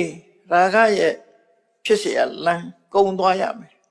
ရာဂဖြစ်ကြောင်းတရားဟုသမျှကြော်လွန်ပြီးသားဖြစ်ရမယ်အဲ့တော့ရာဂမှာမရှိရင်ရာဂဖြစ်ကြောင်းတရားဘယ်လောက်ပဲရှိရာဂကိုကြော်လွန်လိုက်ရင်ရာဂဆိုတာဖြစ်နိုင်တော့ဘူးလေဒါကြောင့်မို့တဏှာရာဂကိုကြော်လွန်ပြီးသားဖြစ်ရမယ်တဲ့တန်တော်စိတ်ဓာတ်အနေနဲ့ယဉ်ကျေးဆုံးဖြစ်တယ်ပုရုဇဉ်ရဲ့စိတ်ဆိုတာရိုင်းပြတယ်ဆင်းများပုံယူပြီးဆိုရင်ထိမ့်မရတယ်လို့ပုရုဇဉ်တွေမှာလောဘဒေါသဖြစ်ရင်ထိမ့်မရဘူးလေဆင်းကြတော့ချွန်းနဲ့အုပ်ပြီးထိမ့်ရတယ်လူတွေမှာလည်းပဲတတိဆိုတဲ့ဉာဏ်နဲ့ထိမ့်ပြီးတော့အုပ်မှရတယ်ဒါမို့ဉာဏ်ဒီဟုသောချွန်းဖြင့်စိတ်ကိုထိမ့်ရတယ်ဆိုတာယန္တာပုဂ္ဂိုလ်ကြီးတရားအထုတ်တဲ့အခါမှာဉာဏ်နဲ့ဉာဏ်ဒီဟုသောချွန်းနဲ့ဆင်ရိုင်းလို့စိတ်ရိုင်းကိုထိမ့်ရမယ်လို့မထိမ့်နိုင်လို့ရှိရင်သူကဒီဆင်ကြီးဟာလူလဲတတ်မှာပဲရိုင်းပြပြီးထိမ့်ချုပ်လို့မရတဲ့အနေထားပြောရောက်တာအဲ့တော့ထိမ့်ချုပ်လို့ရသွားပြီဆိုရင်အနေမပေးတော့ဘူးတန်တော်ရှင်ကျေးသွားပြီကိုယ်ကိုဆုံးမလို့ရင်ကျေးသွားပြီအင်္ဂုလိမာလရှင်အင်္ဂုလိမာလလူဘဝတော့ဆိုတွေ့ရလူတတ်နေတဲ့လူတတ်သမားအလွန်ရိုင်းပြတဲ့လူကြီးကြမ်းတမ်းရက်ဆက်သူကြီးပဲမြတ်စွာဘုရားနဲ့တွေ့တဲ့အခါမှာသူ့လက်နဲ့တွေကိုစွန့်ပယ်လိုက်ပြီးသူ့ကိုဘလောက်ဒုက္ခပေးတုံ့ပြန်မှုမလုပ်တော့တဲ့အလွန်ရင်ကျေးသွားတဲ့ပုဂ္ဂိုလ်ဖြစ်သွားတယ် အလွန်ရင်ကျေးသွားပြီအဲ့ဒါမျိုးဆိုလို့တဲ့တန်တော့ဘယ်လိုမှပြန်ပြီး respond လုပ်မှာမဟုတ်ဘူးအနုရောဓ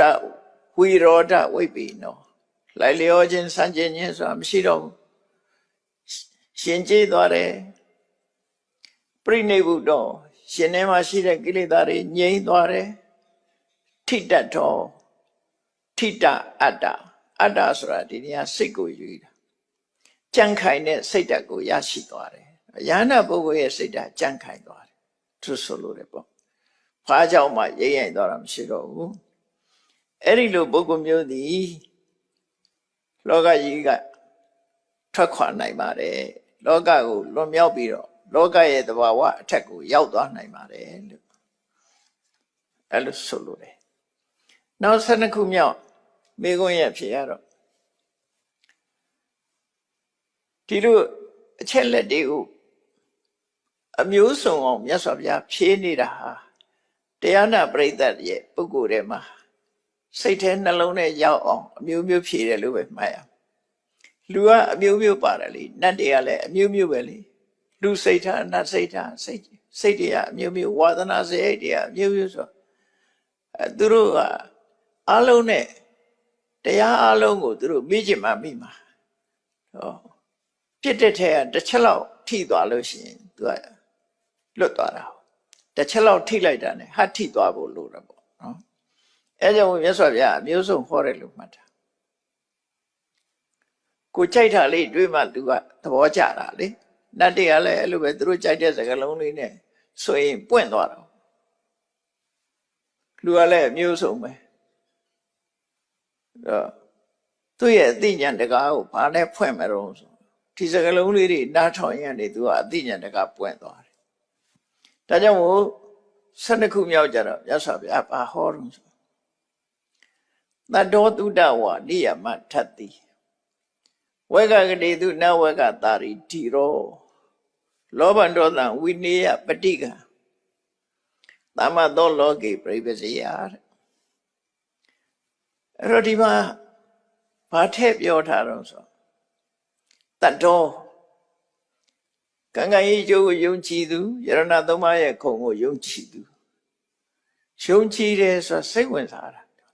နော်စိတ်ကချီးနေတာလောဘဒေါသလွှမ်းနေတဲ့စိတ်ကမကြည်တဲ့စိတ်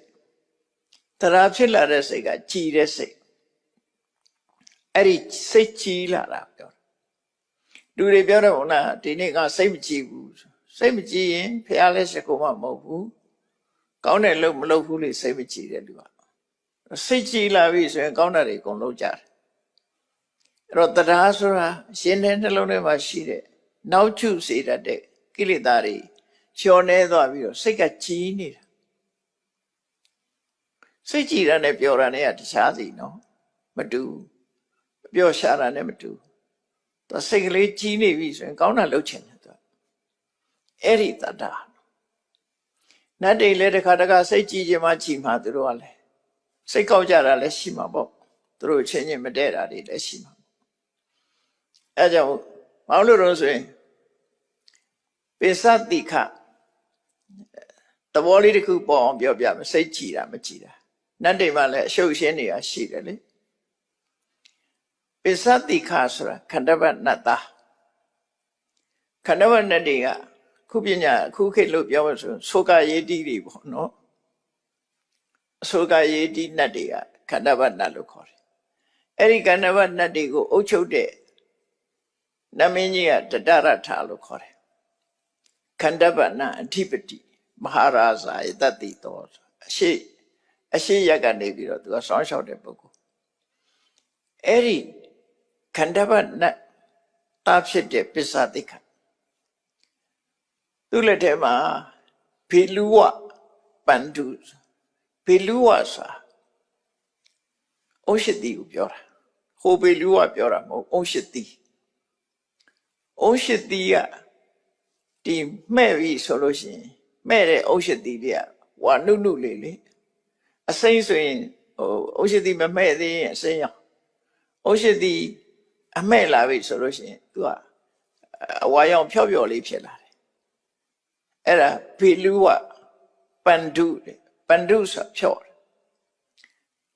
ဩရှိတိမဲ့ဖြော့ရအောင်ဆောင်းအိုးကြီးကအဲ့ဒီအယောင်တုတ်ထားတယ်လို့မှတ်တာဒါကြောင့်မို့ဖေလူဝပန္ဓုဆိုအဲ့ဒီဆောင်းကဘယ်သူဆောင်းတော့ဆိုရင်မဏ္ဍကြီးရဲ့ဆောင်းမဏ္ဍကြီးကမြတ်စွာဘုရားစီလာတော့ကဆောင်းကြီးနဲ့ပိုက်လာမြတ်စွာဘုရားကိုသူဖြားအောင်သွေးဆောင်လို့သူ့ဘက်ပါအောင်ဘလို့ကြိုးစားမရတော့နောက်ဆုံးမှစိတ်ညစ်ပြီးတော့သူကပိုက်လာတဲ့ဆောင်းကြီးကလက်ကနေပြီးတော့အောက်ကျစိတ်ပြက်လက်ပြက်နဲ့ထိုင်နေတဲ့အခါဆောင်းကရေယူတော့ကျပြီးတော့ထပြန်သွားတဲ့အခါသူမေ့ပြီးတော့ဆောင်းကြီးကြံရင်တယ်အဲ့ဒါကိုဖះနာရောက်လာတဲ့တရားအတွေ့တဲ့အခါကျကောက်ယူပြီးတော့ပစ္ဆတိခါကိုပေးလိုက်တာတော်သေးတယ်ပြန်မတောင်းလို့သူပြစ်ထားခဲ့တယ်အဲ့ဒီဆောင်းပိုင်ရှင်ကမနတကမေ့ကြံရတဲ့ဆောင်းစိတ်ရစ်ပြီးတော့မေ့ကြရတာမေ့သွားတာအဲ့ဒါကိုတရားမင်းကနေပြီးတော့ပစ္ဆတိခါကိုပေးလိုက်တယ်ပစ္ဆတိခါကအဲ့ဒီဆောင်းလေးတီးတယ်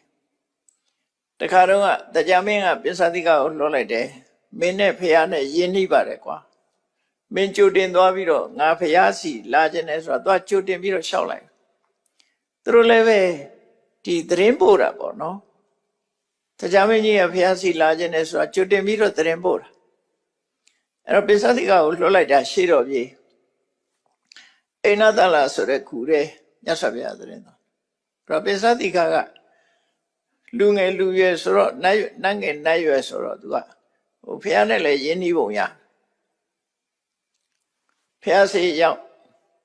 ရှောက်ပြီးတဲ့ကသူပြောချင်တာတွေရင်ပြောတော့တရားမင်းကြီးလွတ်လိုက်တာမပြောဘူးဘာလို့တော့ဆိုဖះနဲ့သူကယဉ်နှီးခြင်းလို့လားမသိဘူးတချင်းဆိုပြီးတော့စောင်းတီးတယ်ပစ္ဆတိခါဆိုတော့တချင်းဆိုပြီးတော့စောင်းတီးတယ်သူစောင်းတီးတဲ့ထဲမှာဖះကုံတရားကုံနဲ့လည်းတီးတယ်တန်ခါကုံနဲ့လည်းတီးတယ်ကံကုံအာယုန်နေနဲ့လည်းသူ့ဘဝအကြောင်းတချင်းဆိုပြီးတော့တီးတယ်ပြောရမယ်ဆိုရင်ပစ္ဆတိခါဆိုတဲ့အကောင်ကတိမ်ပရုသကဒီခန္ဓာဘတ်နှစ်မျိုးတွေကတိမ်ပရုသကဆိုတဲ့ခေါင်းဆောင်နတ်တယောက်ရှိသေးတယ်တတရထနတ်မင်းကြီးအောက်ကပေါ့လေနော်အောက်ထဲမှာလည်းသူတို့လည်းယာရုကြီးတွေပေါ့တိမ်ပရုသကရဲ့နတ်ရဲ့သမီးကသူရိယဝိသတာတဲ့သူကအဲ့ဒီသူရိယဝိသတာကိုမျက်စိကျနေတခါပဲသူတို့ဆုံးမှုတယ်ဒါပေမဲ့သူရိယဝိသတာကဘသူ့ကိုမျက်နှာသာပေးတော့ဆိုမာတတိရဲ့သားကိုမျက်နှာသာပေးသူ့ကိုမျက်နှာသာမပေးဘူးအဲ့ပြဿနာရှိတယ်နော်သူရိယဝိသတာဆိုရဲတေဝရုသကဓမ္မင်းကြီးရဲ့သမီးကမာတလိဆိုတဲ့တရားမင်းကြီးရဲ့ဒရိုင်ဘာပေါ့မာတလိရဲ့သားနဲ့ရှင်ငံနေတဲ့ဆိုတော့ခုသူနဲ့ပဲမျက်နှာသာပေးနေတယ်အဲ့တော့မာတလိသားနဲ့သွားတွဲနေတယ်အဲ့ဒါကိုပစ္ဆတိခါကဖះရှိမှလာပြီးတော့တချင်းဆိုပြီးတော့သူတချင်းဆိုတာဘာတော့ဆိုနော်ဝန္ဒီဟံပိတရံပတ္တိတိမ်ပရုံသူရိယဝိသတိသူ့ဖေကိုရှ िख ိုးပါတယ်သူ့သမီးလိုချင်တော့သူ့ဖေကိုရှ िख ိုးပါတယ်ဆိုတချင်းဆက်ထားတယ်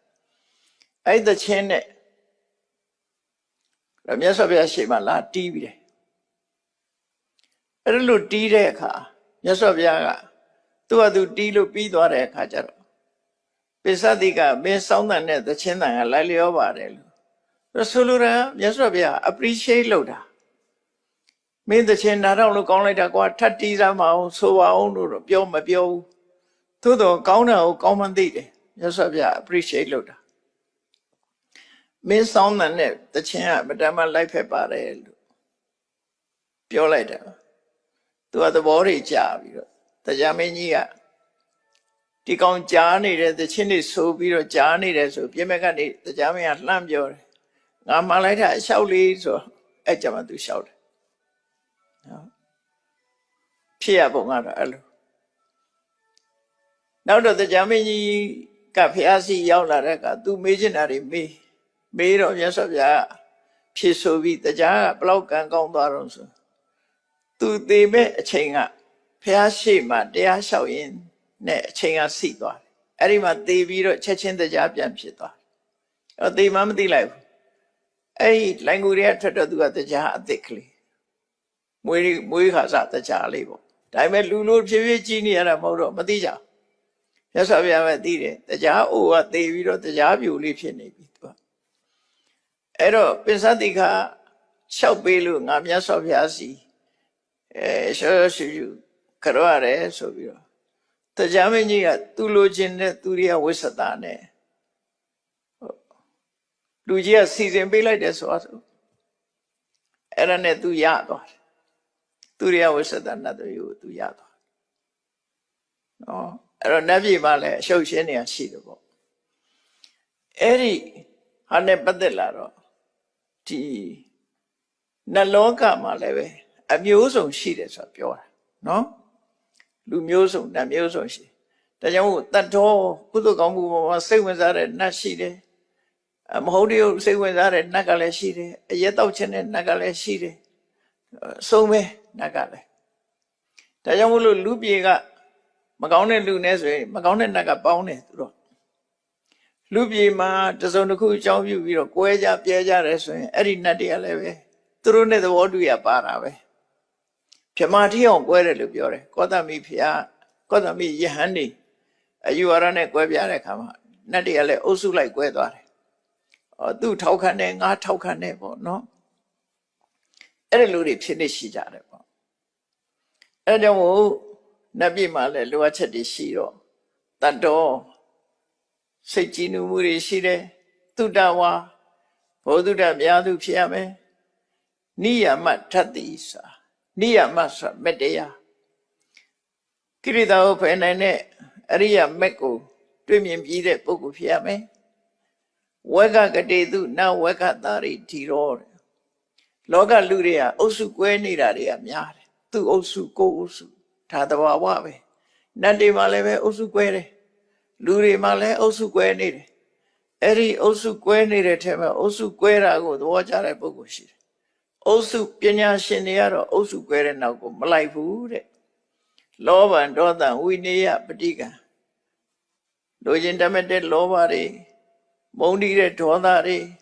ဆန့်ကျင်မဲ့လုပ်တဲ့ပဋိကဆိုတဲ့ဒေါသတွေအဲ့ဓာတွေစိတ်ထိတ်ခိုက်မှုတွေဒါတွေကိုအလုံးဖယ်ရှားနိုင်တဲ့ပုဂ္ဂိုလ်ဟာလောကကြီးရဲ့အထက်ကိုရောက်ပါတယ်လို့ဒီဖြစ်ရတယ်လို့ဖြေတာနော်နောက်တစ်ခါတန်တုဒ္ဒစီနောဝိဝတ္တိစရောဓမ္မေတုဝတိပါရကုနေသောသင်္ခါရနိရောဓညာနာကုသလောသမ္မာသောလောကေပြိပစေယတန်တုဒ္ဒစီနောတန်တုဒ္ဒဆိုတာကိရိတာအညစ်အကြေးတွေကိုတုတ်တင်ရှင်းလင်းနိုင်တာမက်ပဲဖြစ်တယ်အဲ့ဒီစိတ်ရဲ့ချီနူးစရာချီနူးမှုကိရိတာတွေကိုတန်ဆင်ပေးတဲ့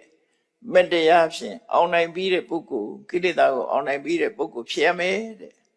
ဝိဝတ္တစရောတန်တရားထဲမှာလည်းပတ်နေတဲ့ဝတ္တုံမှာကိလေသာဆိုတဲ့အမိုးတွေကင်းကွာသွားတဲ့ပုဂ္ဂိုလ်ဖြစ်ရမယ်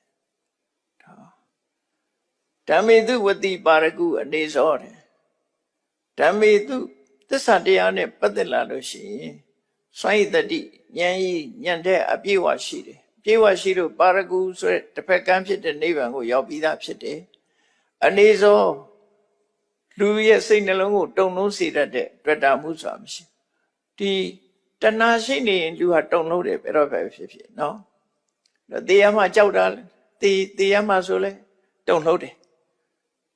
ဆွန့်လို့ရမှဆိုလဲတုန်လို့တယ်ဘယ်သူကြောင့်တော့တဏှာကြောင့်တဏှာဆိုတာအငြိမ်မနေတဲ့ဆိုရတဲ့တရားတစ်ခုပဲတုံလို့စေတတ်တယ်အဲ့တော့အနေစောဆိုတုံလို့မှုကင်းရမယ်အဲ့ဒီတဏှာတွေလုံးဝမရှိတော့တဲ့ပုဂ္ဂိုလ်သင်္ခါရနိရောဓညာနာကုသလောသင်္ခါရနိရောဓဆိုတာဘာကိုပြောတာလဲဆိုနိဗ္ဗာန်ကိုပြောတာသင်္ခါရတွေချုပ်ငြိမ်းသွားတာဟာနိဗ္ဗာန်လို့ဆိုလို့တယ်သင်္ခါရဆိုတာဘာတွေပြောတာယုံနဲ့နံကိုပြောတာပဲနော်ယုံနံအလုံးကိုယုံနံအလုံးချုပ်ငြိမ်းသွားတဲ့အဆင့်ဟာနိဗ္ဗာန်ပဲပေါ့ဒါမို့နိဗ္ဗာန်ကိုဝိသင်္ခါရလို့ခေါ်တယ်သင်္ခါရကင်းတဲ့ အနေထားမျိုးရှိတယ်အဲ့ဒီပေါ်မှာနိဗ္ဗာန်ကိုအောင်ပြုနိုင်တဲ့ဉာဏ်ဖြစ်ဖို့ရအလွန်လိမ္မာကျွမ်းကျင်တဲ့ပုဂ္ဂိုလ်နိဗ္ဗာန်ကိုအာရုံပြုနိုင်တဲ့ပုဂ္ဂိုလ်လို့သူတို့ဆိုလို့တယ်အဲ့ဒီပုဂ္ဂိုလ်ဟာလောကကြီးရဲ့အထက်ကိုရောက်ပါတယ်လောကထွက်နိုင်ပါတယ်ဆိုနောက်14ခုမြောက်ကြတော့အတ္တိတေသူအနာဂတေသူစပိကပ္ပတိတောအဋ္ဌိစသုတ်တိပညောတဗ္ဗယရဏိဟိဝိပမုတ်တောတမ္မသောလောကေပြိပစေယဒီအတိတ်ဖယ်ဖြစ်စေအနာဂတ်ဖြစ်စေလူတွေအများသောအဖြစ်တိတ်နာကပစ္စုပန်မှာအတိတ်ကိုလည်းပြန်တွေးတာရှိတယ်အနာဂတ်ကိုလည်းမျှော်လင့်နေတာရှိတယ်အဲ့ဒီအတိတ်အနာဂတ်တွေကိုငါဟာလို့တဏှာအတွေးဒိဋ္ဌိအတွေးတွေကိုလွန်မြောက်ပြီးတဲ့ပုဂ္ဂိုလ်ဖြစ်ရမယ်လောကလူတွေဟာသူ့ဟာသူဖြစ်နေတဲ့သဘာဝတရားကိုငါလို့တွေးတယ်ငါဟာလို့တွေးတယ်အဲ့ဒါကြောင့်မို့လို့ခိလေသာတွေတိုးပွားပြီးတော့ဖြစ်နေကြတာဖြစ်တယ်ဒါကြောင့်အတိတ်ခန္ဓာအနာဂတ်ခန္ဓာတွေကိုငါဟာလို့တွေးတောကြံစည်မှုတွေကိုလွန်မြောက်ပြီးတဲ့ပုဂ္ဂိုလ်ဖြစ်ရမယ်တဲ့အတိစ္ဆသုတ်တိပညောတယ်အလွန်ကိုစင်ကြယ်တဲ့ပညာရှိရမယ်ဒါမဲ့ပညာကိုပြောတာသဗ္ဗယတနေဟိဝိပမုတ်တော်အာရဏအလုံးကလွန်မြောက်တယ်ဆိုတာရှုကရောနာငါရောအလုံးလွန်မြောက်တယ်လို့ဆိုလို့တယ်ပေါ့ယုတ်တရားနဲ့တရားအလုံးကလွန်မြောက်သွားတယ်အဲ့ဒါလို့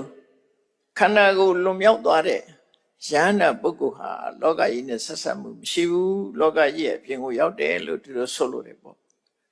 နောက်15ခုမြောက်အဖြေကြတော့အညာယပဋ္ဌံသမစ္ဆာဓမ္မဝိဝတံဒိဋ္ဌဝါနပဟာန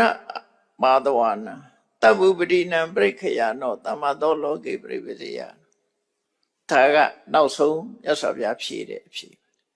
အညာယပဋ္ဌံသမစ္ဆာဓမ္မသစ္စာတရားကိုသိပြီးတဲ့အခါမှာနိဗ္ဗာန်ကိုမြင်တယ်မှန်တယ်သစ္စာတရားကိုသိမှနိဗ္ဗာန်ကိုမြင်တာနိဗ္ဗာန်ဆိုတာအချင်းချင်းပြောမယ်သစ္စာနဲ့ပြောမယ်ဆိုရင်ဒီ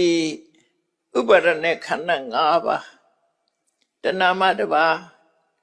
ကာမဘုံကာမဘဝရူပဘဝအရူပဘဝမှာရှိတဲ့ယုံ nant ခန္ဓာအဲ့ဒါတွေကဒုက္ခသစ္စာအဲ့ဒီယုံ nant ခန္ဓာရဲ့အကြောင်းဖြစ်တဲ့တဏှာကသမုဒိယသစ္စာအဲ့ဒီဒုက္ခနဲ့သမုဒိယနှစ်ခုလုံးမဖြစ်တာကនិရောဓသစ္စာဥပိ္ပနံအပဝတ္တိနော်ဒုက္ခနဲ့သမုဒိယ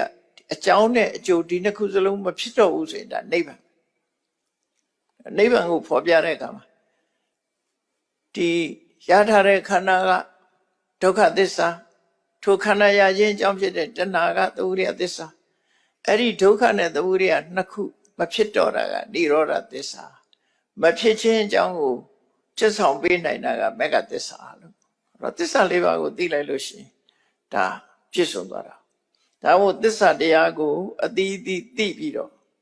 အာတဝကင်းတဲ့ဖြင့်ပွင့်လင်းမြင်သာတဲ့နိဗ္ဗာန်ကိုမြင်ပြီးခန္ဓာကာမဂုဏ်ကိလေသာအဘိသင်္ခါရခန္ဓာ၅ပါးရဲ့ကာမဂုဏ်ရဲ့ကိလေသာရဲ့အဘိသင်္ခါရဆိုတဲ့ကံတရားအဲ့ဒီဥပရိတရားတွေအလုံးကုံဆုံးသွားတဲ့ယဟန္တာပုဂ္ဂိုလ်ဟာလောကကြီးနဲ့ဆက်ဆံမှုမရှိပါဘူးတဲ့လောကကြီးရဲ့အပြင်ကိုရောက်ပါပြီလို့အဲ့ဒီမဟာသမယနေ့မှာမြတ်စွာဘုရားကရာဂဆရာရှိတဲ့နတ်တွေကိုဥတီရည်ညွှန်းပြီးတော့ဒီအဖြေကိုပေးလိုက်တာဖြစ်ပါတယ်အဲ့ဒီအဖြေပေးလိုက်တာကိုမေခွန်းထုတ်တဲ့နေမိတဘုရားကချီးမွမ်းစကားပြောတယ်နော်ချီးမွမ်းစကားပြောတယ်အတ္တာဟိဘဂဝတထေဝဧတံတကယ်ကိုရှင်ဘုရားပြောတဲ့အတိုင်းမှန်ပါတယ်နော်ပြောတဲ့အတိုင်းမှန်ပါတယ်ယောသောဧဝံဝိဟာရိတံသောဘိက္ခုရှင်ဘုရားပြောတဲ့အကျင့်တရားအတိုင်းနေထိုင်ပြီးတော့ရှင်ကျေးတဲ့ပုဂ္ဂိုလ်သဗ္ဗတံယောစနယောဂဝိတိဝတ္တောတွေ့တာမှုတွေချီနှောင်မှုတွေနှောင်ကြိုးတွေအလုံးကလွတ်မြောက်ပြီးတဲ့ပုဂ္ဂိုလ်ဟာတဲ့လောကကြီးရဲ့အထက်ကိုရောက်ပါတယ်လို့ထောက်ခံပြီးတော့ချီးမွမ်းစကားပြောလိုက်တာနေမိတဘုရားကအရှင်မြတ်ဟောသမျှလုံးဝမှန်ပါတယ်တဲ့မြည်သူပဲဖြစ်ဖြစ်ယခုလိုကျင့်သုံးနေထိုင်ပြီးစိတ်ဓာတ်ယဉ်ကျေးပြီးတန်ရုံးစင်နဲ့ယောဂဟုသမျှလွန်မြောက်တဲ့ပုဂ္ဂိုလ်ဟာလောကကြီးရဲ့အထက်ကိုရောက်ပါတယ်လောကကြီးကထွက်ခွာနိုင်ပါတယ်လို့ ဒီလိုချီးမွမ်းစကားပြောပြီးတော့ဒီသမ္မာပရိစ္ဆာစနိယသုတ်ကိုအဆုံးသတ်ထားတယ်မှတ်တမ်းအနေနဲ့ကတော့ဒီသုတ်တံမြတ်စွာဘုရားဟောလို့ပြည့်စုံသွားတဲ့အခါမှာတဲ့အဲ့ဒီမှာရောက်လာတဲ့နတ်မြတ်မာတွေကတော့ခတိတသိန်းနဲ့နတ်မြတ်မာတွေယဟန္တာဖြစ်သွားတယ်ဒီတရားနာရတာနဲ့ယဟန္တာဖြစ်သွားတာခတိတသိန်းရှိတယ်အဲ့တော့သူတို့ရဲ့စရိုက်တွေကိုကြည့်ပြီးတော့အဖြေကို15မျိုးထုတ်ပေးတာသို့တော့အဖြေတစ်ခုနဲ့တစ်ခုကွဲတာတော့မဟုတ်ဘူးအလုံးကတူညီတဲ့အဖြေတွေပဲသို့တော့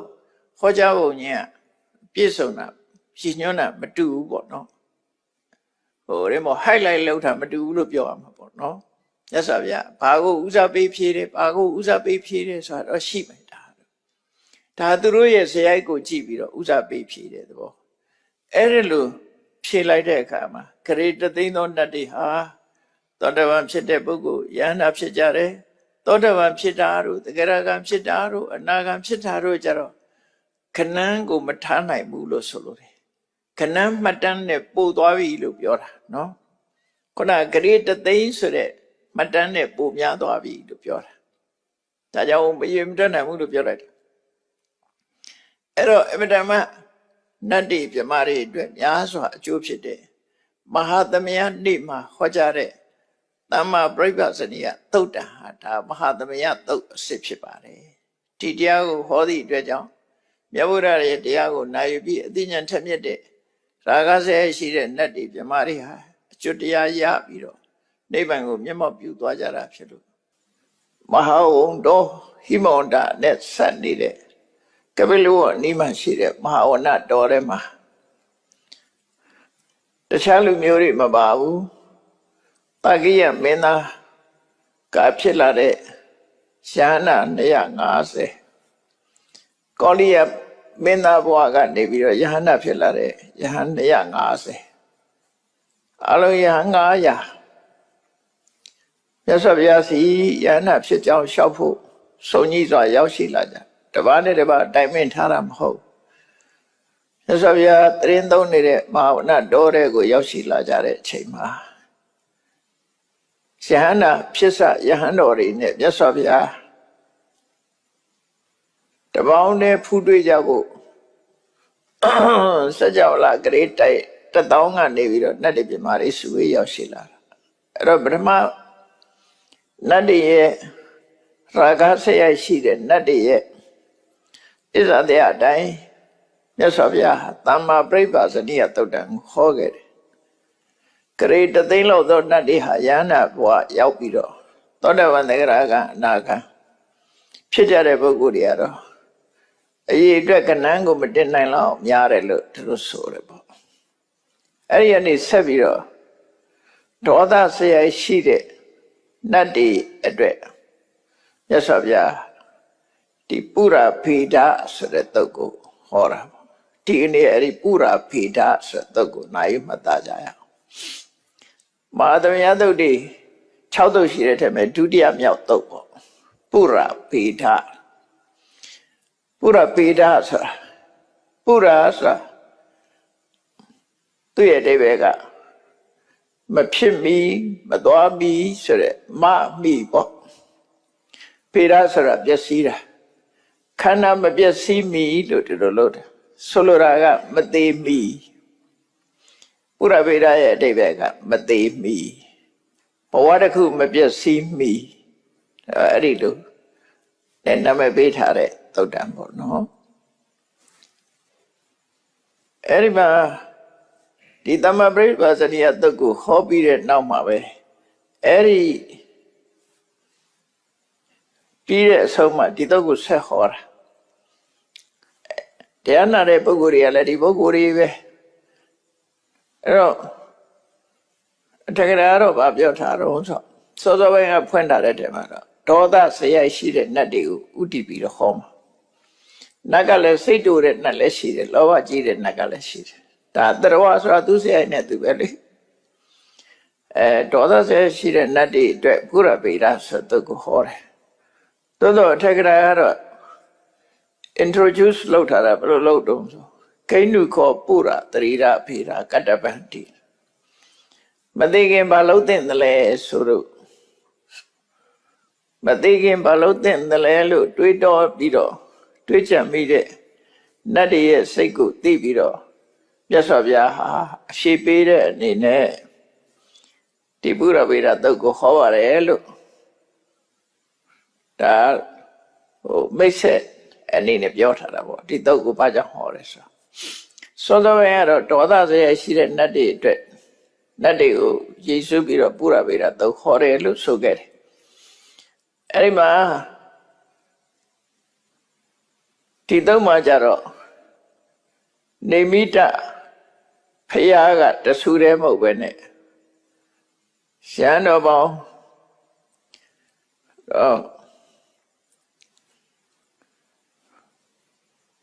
တရားနဲ့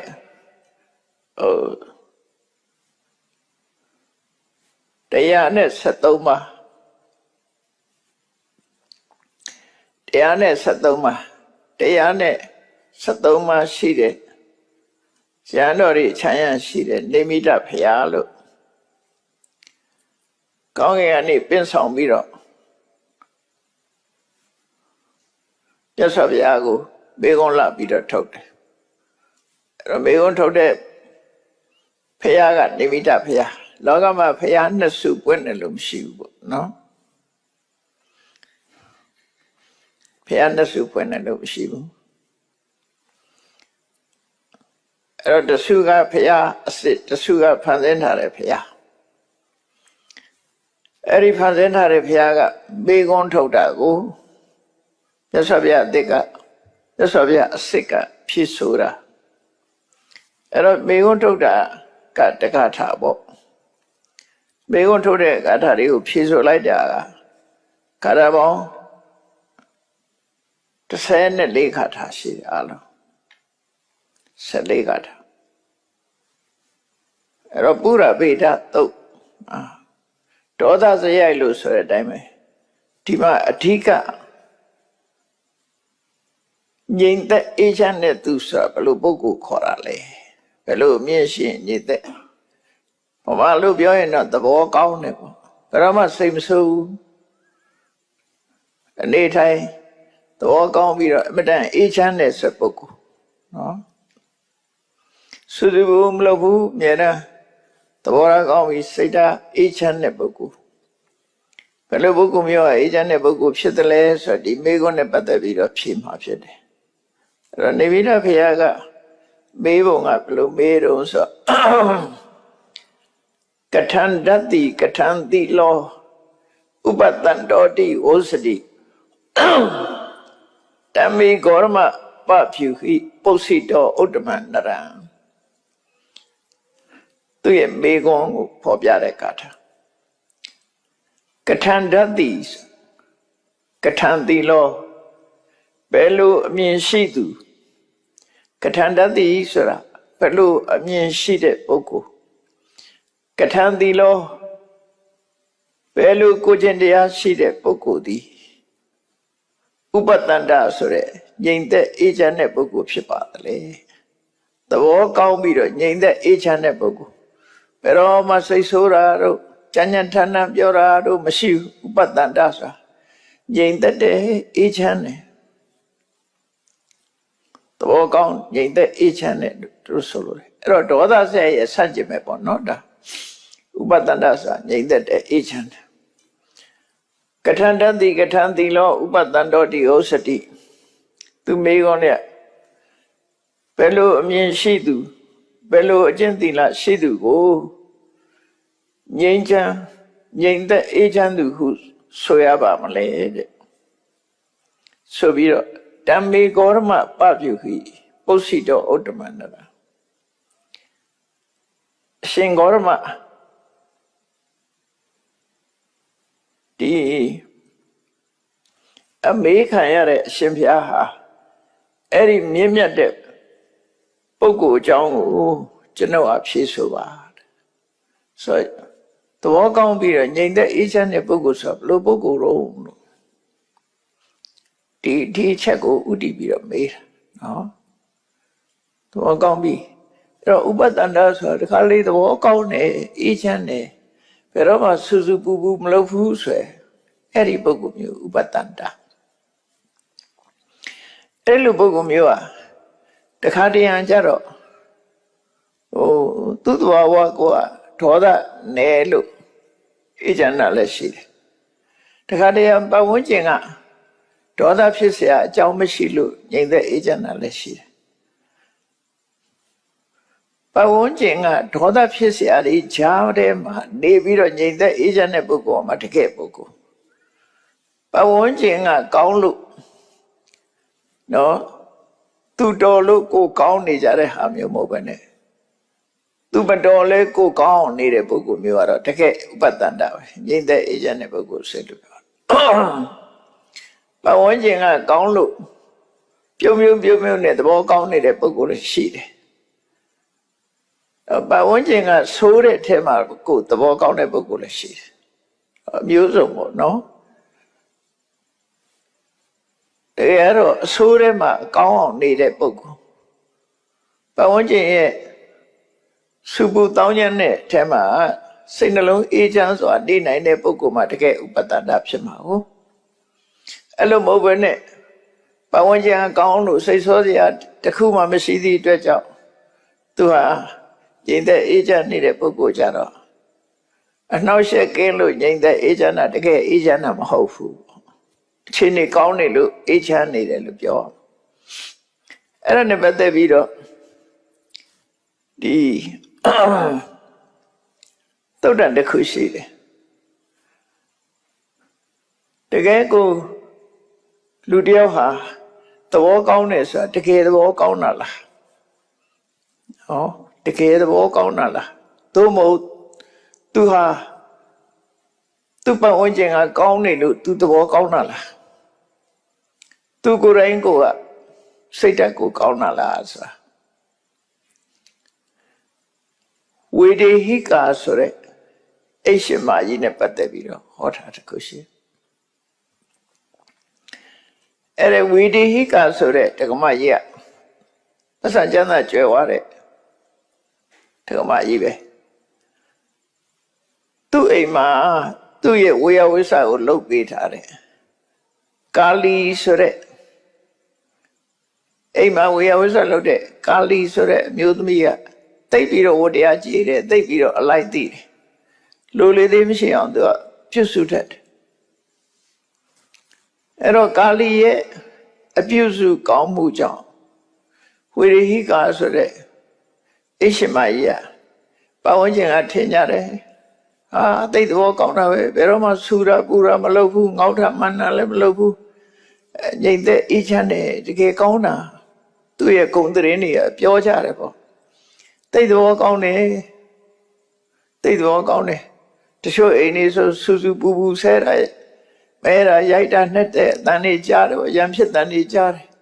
ဒီအိမ်ကတော့တခါမှဆူရပူရရံဖြစ်တာလည်းမကြောက်သဘောကောင်းလိုက်တာဥပတ္တန္တငြိမ်းချမ်းလိုက်တာလို့သူပြောတယ်ပြောတဲ့အခါကျတော့ကာလီဆိုတဲ့သူ့ရဲ့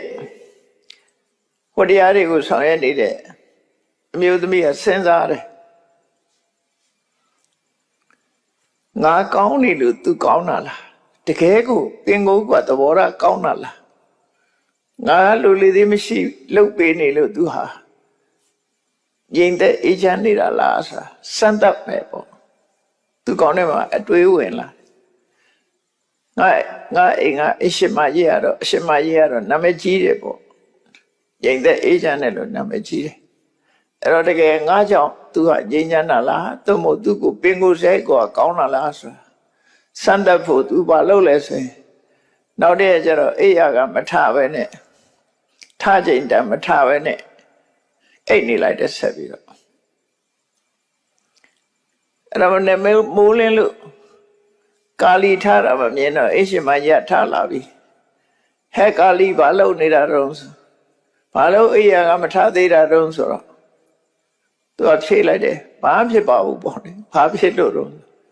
ဘာမလုပ်ဘူးအိတ်ချင်လို့အိတ်နေတဲ့ဆိုပုံစံမျိုးပြောတာ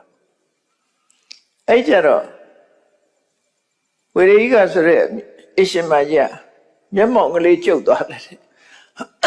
ညတကြောလေးတင်းသွားတယ်ပဇာကတော့ဘာပြောမျက်တကြောလေးတင်းသွားတော့ကာလီကတတိထားပြီးတယ်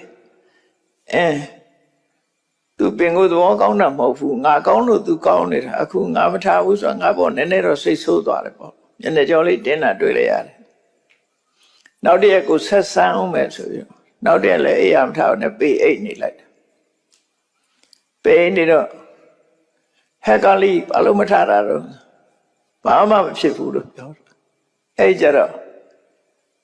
နှုတ်ကကြမ်းတမ်းလာဟဲ့အယုဒ္ဓမမကောင်အင်တတိထားနော်ဆိုကျင်းသွားတယ်ပါဇက်ကဆဲတဲ့စကလုံးပေါ်လာတယ်နော်အဲ့တော့ကာလီကအော်ငါအဲ့ရှိမရငါကောင်းလို့သဘောကောင်းနေတာပဲ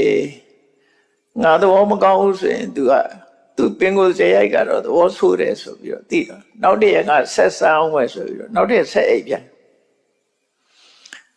ဆက်အိပ်တော့မနေ့ကျတော့ဟဲ့ကောင်မဘာလို့မထားတာတော့ဆိုဘာမှမဖြစ်ပါဘူးနင်တော့လွန်လာပြီဆိုပြီးတော့တကားပိတ်တဲ့တန်ချိတ်ကြီးကိုယူပြီးတော့ခေါင်းကိုရိုက်တယ်တန်ချောင်းနဲ့ခေါင်းတန်တုပ်နဲ့ခေါင်းကိုချတာခေါင်းကွဲသွား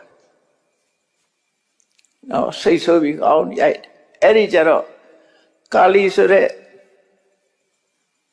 အမျိုးသမီးကအိပ်ပြစ်ထွက်ပြီးတော့အယကရိုကြည့်ကြပါဦးသဘောကောင်းတယ်ဆိုတဲ့အရှင်မကြီးကသူ့အိမ်မှာခိုင်းနေတဲ့ဒီသူ့ရဲ့ဝေယဝစ္စလုပ်တဲ့လူခေါင်းကွဲအောင်ရိုက်ပါတယ်နဲ့ဆိုပြီးတော့ခေါင်းမှာသွေးတွေစီးကြတာအဲ့ဒါအယကိုလှဲ့ပြီပါဇက်ကပြောပြီးတော့အယထဲလိုက်ပြတယ်တဲ့ရှင်တို့ပြောတော့သဘောကောင်းတယ်ဆိုအခုဒီမဲ့ရိုက်ရမလားဒီလိုခေါင်းကွဲအောင်ရိုက်ရမလားဆိုကိုလိုက်ပြောအဲ့တော့အဲ့ဒီနေရာစပြီးဒီဝေရိကဆိုတဲ့အပြုသမီးကအတော်ဆိုးတာနဲ့သဘောကောင်းတာမဟုတ်ဘူးကြည့်ရလားခေါင်းတောင်ရိုက်ခွဲတယ်တိတ်ဆိုးတဲ့အိမ်ရှင်မကြီးပဲနဲ့ဆိုတရင်ကချက်ချင်းပြန့်သွားပြီးတော့တစ်မျိုးလုံးအနှံ့ပြန့်သွားအဲ့တော့အဲ့ဒီသဘောကောင်းတဲ့ဆိုတာဘေးကကောင်းနေလို့ကောင်းတဲ့အကောင်မျိုးကဒါတကယ်သဘောကောင်းမခေါ်ဘူးတဲ့နော်အဲ့ဒီလိုပုဂ္ဂိုလ်မျိုးသဘောကောင်းမခေါ်ဘူးတဲ့ဘာလို့လို့တော့ဆိုဘာဝကျင်ကကောင်းလို့ကောင်းနေတာလေသူတော်ကောင်းဆိုတာသူတော်လို့ကိုကောင်းနေတဲ့လူတွေရှိတယ်လေဘာဝကျင်ကတော့သူတော်လို့ကိုကောင်းနေတာမျိုးတွေမလို့သူတော်အောင်ကိုကောင်းမှသူတော်ကောင်းဖြစ်နိုင်မယ်သူကတော်သည်ဖြစ်စေမတော်သည်ဖြစ်စေကိုကကောင်းတယ်သူဆိုရင်လည်းကိုတော်သူတော်ကိုကောင်းရမယ်တကယ်တော့တော်တယ်ကောင်းတယ်ဆိုတာဒီအရေးချင်းကိုသတ်မှတ်ပြီးတော့ပြောတာပါအဲ့တော့ဥပတန္တဆိုတာနဲ့ပတ်သက်ပြီးတကယ်ကိုစိတ်နှလုံးအေးချမ်းပြီးတော့တကယ်ကိုငြိမ်သက်အေးချမ်းတဲ့ပုဂ္ဂိုလ်ဟာဘယ်သူကလာပြီးတော့စိတ်ဆိုးအောင်လုပ်လို့စိတ်မဆိုးမှတကယ်ငြိမ်သက်အေးချမ်းတဲ့ပုဂ္ဂိုလ်လို့ဆိုရမှာဖြစ်တယ်ပတ်ဝန်းကျင်ကကောင်းနေလို့စိတ်ဆိုးစရာမကြုံလို့သဘောကောင်းနေတာတကယ်သဘောကောင်းတာမဟုတ်ဘူးတဲ့ကိုစမ်းကြည့်ပေါ့လူတယောက်ကိုဆက်ခံခိုင်းကြည့်ပြီးဘလောက်ခံနိုင်ရှိလဲနော်ကိုအကြောင်းမဲ့လာဆဲမယ်ဆိုရင်ဘလောက်ခံနိုင်ရှိလဲကိုစော်ကားရင်ဘလောက်ခံနိုင်ရှိမလဲအဲ့ဒီလိုပတ်ဝန်းကျင်ကကောင်းနေလို့အဆိုးနဲ့မတွေ့လို့သဘောကောင်းနေတာမျိုးမဖြစ်စေပဲနဲ့ဘလောက်ဆိုးတဲ့ထဲမှာနေမယ်သဘောကောင်းတဲ့ပုဂ္ဂိုလ်မှာတကယ်သဘောကောင်းတယ်လို့ဓမ္မစစ်ပြောရမှာဖြစ်တယ်အဲကြောင့်မို့ဒီမေကွန်းကထန္တတိဘယ်လိုအမြင်ရှိတဲ့ပုဂ္ဂိုလ်ကထန္တိလို့ဘယ်လိုကိုကျင်တရားကောင်းတဲ့ပုဂ္ဂိုလ်ဟာဥပတတ္တစိတ်နှလုံးအေးချမ်းပြီးတော့ငြိမ်သက်တဲ့ပုဂ္ဂိုလ်လို့ဆိုနိုင်ပါသလဲတဲ့အရှင်ဂေါတမဒီပေကွန်းမြင့်မြတ်တဲ့အရှင်ဂေါတမကိုကျွန်ုပ်မေးတဲ့ပေကွန်းကိုအဖြေပေးပါလို့ဒီမေကွန်းလေးမေးလိုက်တော့မြတ်စွာဘုရားကဖြေတယ်အဲ့ဒါဝိဒတနောပုရဖေတာပုပ္ပမန္တမနိတိတောဝေမစ္စေနုပသင်္ခေယောတတနတ္ထိပုရခတံအဲ့တော့အဓိပ္ပာယ်ကတော့ဘာလို့ဆို မသေးမီကာလမှာပုရဗေဒစာလူဆိုတနေ့တော့သိမှာပဲမသေးမီသက်ရှင်နေတော့မသေးမီကာလမှာတွေ့တာမှုကင်းသူဝိတတနောအဲ့တော့ဒေါသကြီးတဲ့လူဟာလောဘမရှိမှဒေါသဆိုတာမလာမှာလေလောဘကြောင့်ဒေါသလာတာမှာတော့ဘာလို့လဲဆိုလောဘကြီးတော့ဟိုကလိုချင်တဲ့ဒါလိုချင်တဲ့မရရင်ဒေါသဖြစ်တာလေရှားပြီးသားဆုံးရှုံးသွားရင်လည်းဒေါသဖြစ်တာအဲ့တော့လောဘနောက်ဒေါသအမြဲလိုက်တယ်။ဒါမို့လောဘနဲ့ဒေါသနိဝရဏမှာလည်းပဲကာမိဆန္ဒနဲ့ပြဘာရတွဲထားတာမှာလောဘရှိနေဒေါသတော့လာမှာတော့ကိုယ်ကျိုးစီးပွားကိုကာကွယ်တယ်ဆိုတဲ့လှပတဲ့စကားလုံးလေးသုံးပြီးတော့လူတွေဟာလောဘကိုသိဖို့နေကြတာလောဘကိုအကြောင်းပြုပြီးငါဟာမထိနဲ့ထိချမယ်ဆိုတာမျိုးဖြစ်လာနော်လောဘကြောင့်ငါဟာမထိနဲ့ငါဟာကိုကာကွယ်တယ်ဆိုတဲ့အနေနဲ့တစ်ဖက်သားကိုရန်လှုပ်လာတယ်ပေါ့အဲကြောင့်လောဘကြောင့်ဒေါသဖြစ်တာလောဘရှိနေရင်ဒေါသလာမှာပဲလောဘမရှိမှဒေါသလာမှာ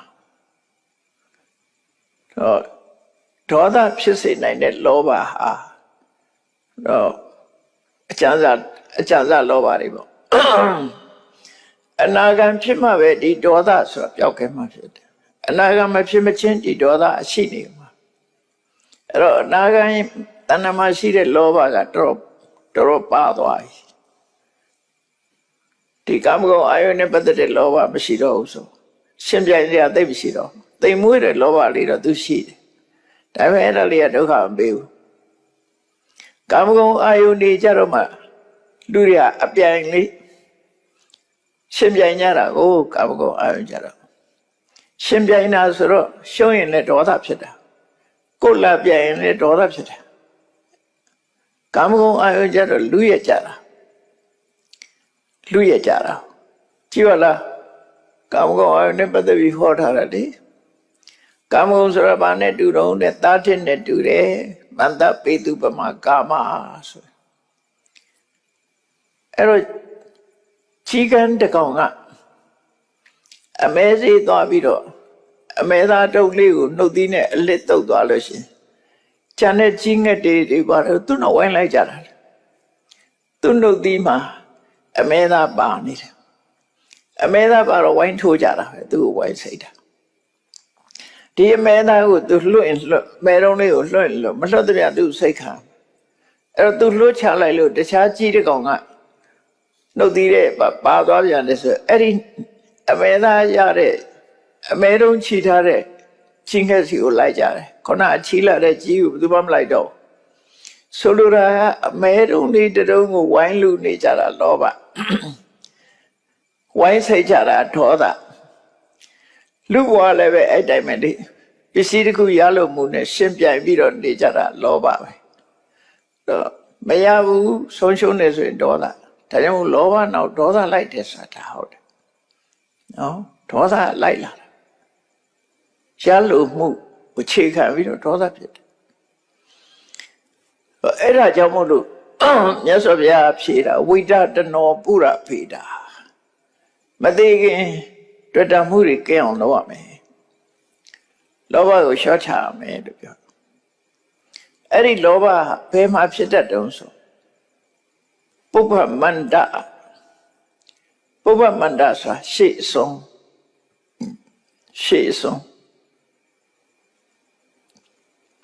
ပုပ္ပအန္တပုပ္ပဆိုတာရှေ့အတ္တဆိုတာအဆုံးနောက်ဆုံးပေါ့လေရှေ့ဆုံးနဲ့နောက်ဆုံးရှေ့ပိုင်းနဲ့နောက်ပိုင်းဆိုတာအဲ့တော့ရှေ့ပိုင်းဆိုတာဘာလို့ဆိုပြီးခဲ့တဲ့အတိတ်ဘဝအတိတ်ခန္ဓာအတိတ်ကဘဝအတိတ်ကခန္ဓာလွန်ခဲ့တဲ့ဟာအန္တဆိုတာတော့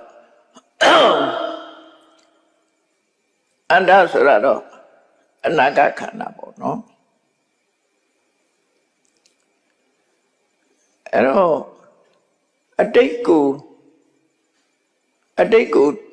တွေးပြီးတော့လေအတိတ်ကိုအာရုံပြုပြီးတော့လေလောဘမဖြစ်ဘူးအနာဂတ်ကို အာယုပြုပြီးတော့လေလောဘမဖြစ်ဘူးဝေမစ္စေနုပသင်္ခေယောတဲ့ဝေမစ္ဆဆိုတာအတိတ်အနာဂတ်တို့ရဲ့အလယ်ဆိုပစ္စုပန်အဲ့တော့ခန္ဓာဘဝဆိုတာ၃ခုရှိတယ်ပေါ့အတိတ်ဘဝကတစ်ခုနော်အနာဂတ်ဖြစ်လာမယ့်ဘဝကတစ်ခုပစ္စုပန်ဘဝကတစ်ခုဒီလိုရှိတယ်အဲ့ဒီမှာအတိတ်ဘဝအတိတ်ခန္ဓာပေါ်မှာတဏှာဖြစ်တာရှိတယ်အနာဂတ်ဘဝအနာဂတ်ခန္ဓာပေါ်မှာတဏှာဖြစ်တာရှိတယ်ပစ္စုပန်ဘဝပစ္စုပန်ခန္ဓာပေါ်မှာခန္ဓာအနာမြုံမနဲ့တဏှာဖြစ်တာရှိတယ်ဆွလမ်းမှုတွေဆိုတာလူတွေဟာအတိတ်ကိုလည်းပြန်တန်းတာတယ်ကောင်းတဲ့အတိတ်ဆိုပြန်တန်းတာတာပဲလေတို့ငယ်ငယ်တော့ဘယ်လိုနေခဲ့ရတာနော်ရှိခဲ့တာလေးပြန်ပြီးတော့စမြုပ်ပြန်ကျင့်နဲ့နောက်အနာဂတ်မှာတို့ဘယ်လိုမျှော်မှန်းထားတယ်ဘာဖြစ်ရမယ်ဆိုအနာဂတ်ကိုလည်းမျှော်မှန်းပြီးတော့လူတွေကတွေ့တာနေကြတယ်မရသေးတာလည်းမှန်းပြီးတော့တွေ့တာနေတာအနာဂတ်ကိုကြည့်ပြီးတော့လည်းရံဖြစ်တာရှိတယ်နော်တော့အံ့ဩစရာကောင်းတယ်လူတွေအနာဂတ်ကိုကြည့်ပြီးတော့ရံဖြစ်ကြတာရှိတယ်ငယ်တော့တရားနာတော့ဆရာတော်ကြီးတစ်ပါးဟောတဲ့တရားတစ်ပုဒ်ထဲမှာအဲ့ဒါလေးပါတယ်ရှိစရာလို့ပါလို့ဒါပေမဲ့လို့လူသဘာဝပဲအဲ့ဒါဘုန်းကြီးနဲ့ကပ္ပိယဆောင်းရသည်မှာအဒီဥရုကအမတန်အေးတဲ့အခါကျတော့မီးဖို့ပြီးတော့မီးလုံတော့ထင်းမီးတွေဆိုဒါအခုခေတ်လူတွေကအဲ့လိုမလုပ်ဘူးတော့သိကြမှသိမှာနော်မိချီတွေတွေ့တဲ့အခါဘုန်းကြီးကပြောတော့ခုချိန်မှာတဲ့အမဲကြောက်ဖို့တွဲလောက်လာလှူရင်ကောင်းမှာဆိုတွေ့တယ်အဲ့ကပ္ပိယလည်းပြီးလုံးအဲ့ဒီလာလှူတဲ့အမဲကြောက်ကိုတွဲလုံးဖုတ်ပြီးတော့စားမယ်လို့ဘုန်းကြီးကပြောတော့ကပ္ပိယပြောတော့ရှင်ပြအကုန်စားလို့ပဲဖြစ်မှာတော့နောက်ရမရှိတော့ဘယ်လိုလုပ်မလို့အာစားဘာဖြစ်လဲကွာနဲ့ဆိုစကားများကြတော့ဘုန်းကြီးနဲ့ကပ္ပိယတပံလုံးညတဲ့ရံဖြစ်ပြီးတော့အဲ့ဒီမှာ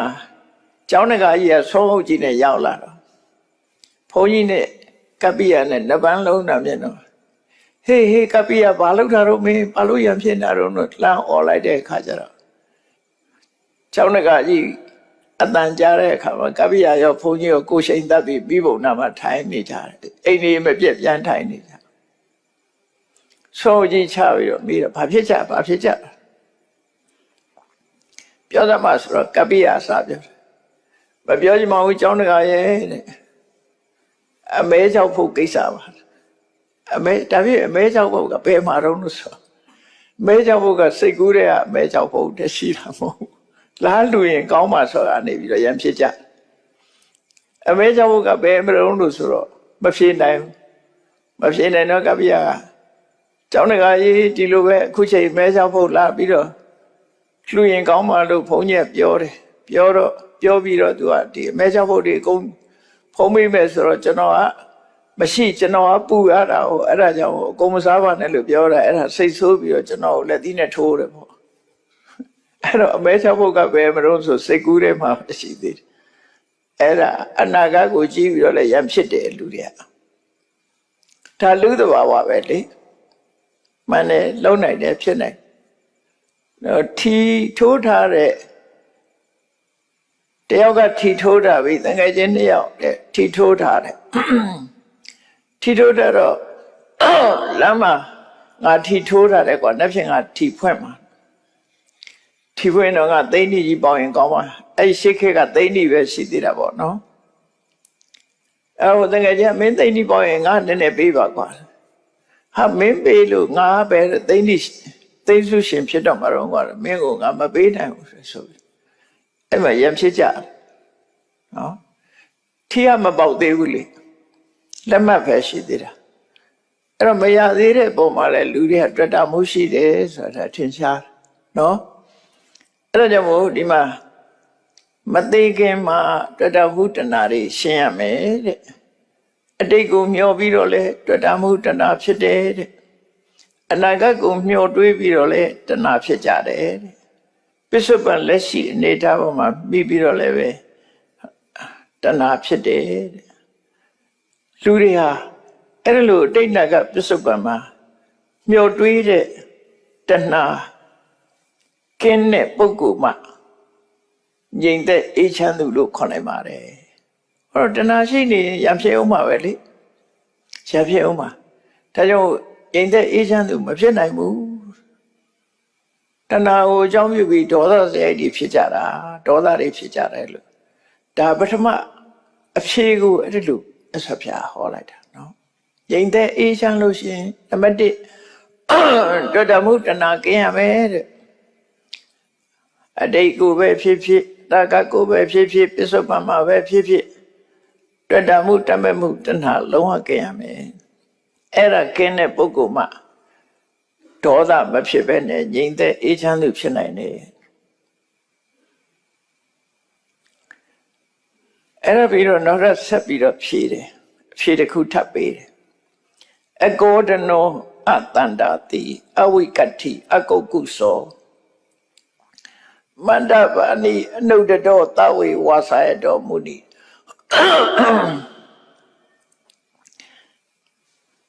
အမြတ်ဒေါသကင်း၍တုန်လှုပ်မှုမရှိသူအကောဒနောအတန္တာတိဒီမှာတော့ဒေါသတိုက်ရိုက်ကိုပြောလိုက်တယ်နော်စိတ်ဆိုးနေတဲ့ပုဂ္ဂိုလ်ကတုန်လှုပ်တယ်ဒါကြောင့်အမြတ်ဒေါသကင်း၍တုန်လှုပ်မှုမရှိသူဖြစ်ရမယ်ဓမ္မဥပတန္တငြိမ်သက်အေးချမ်းတဲ့ပုဂ္ဂိုလ်ဖြစ်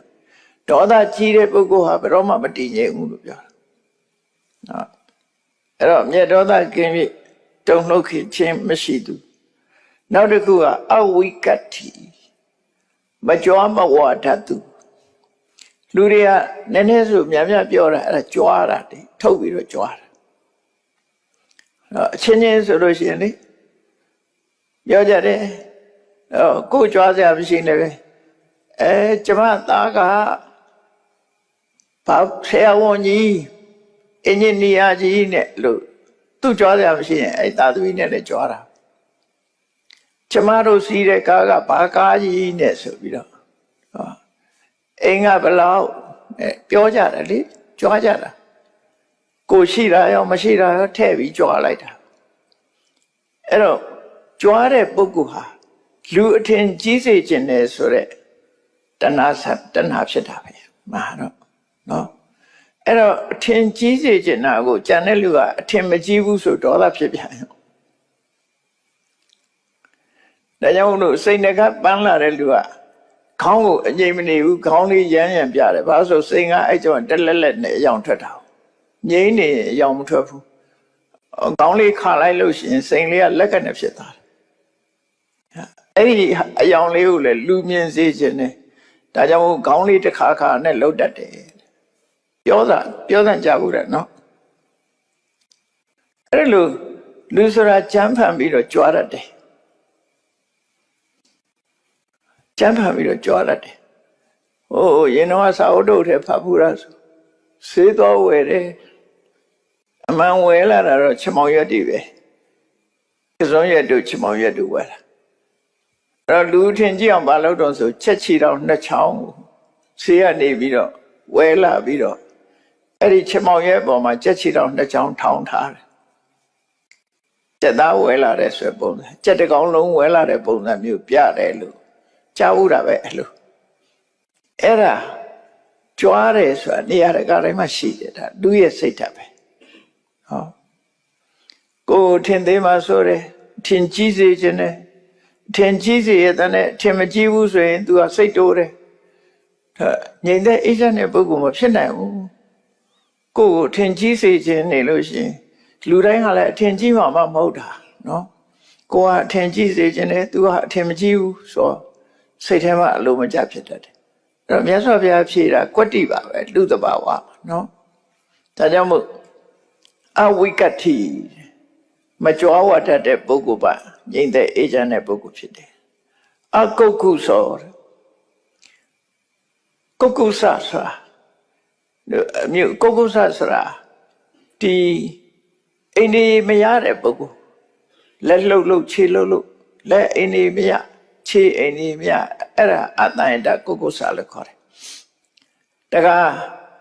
မကောင်းတာတွေလုပ်ပြီးစိတ်ထဲပူပန်နေတာလဲကုက္ကုဆာလို့ခေါ်တယ်နော်လုပ်ပြီးတော့မဖြစ်လာလို့ရှိရင်လည်းကုက္ကုဆာလို့ခေါ်တယ်လက်ခြေအချိန်မနေဘူးမျက်စိအိန္ဒိမရဘူးဟိုကြည့်ဒီကြည့်လက်ကလည်းပဲအငြိမ်မနေဘူး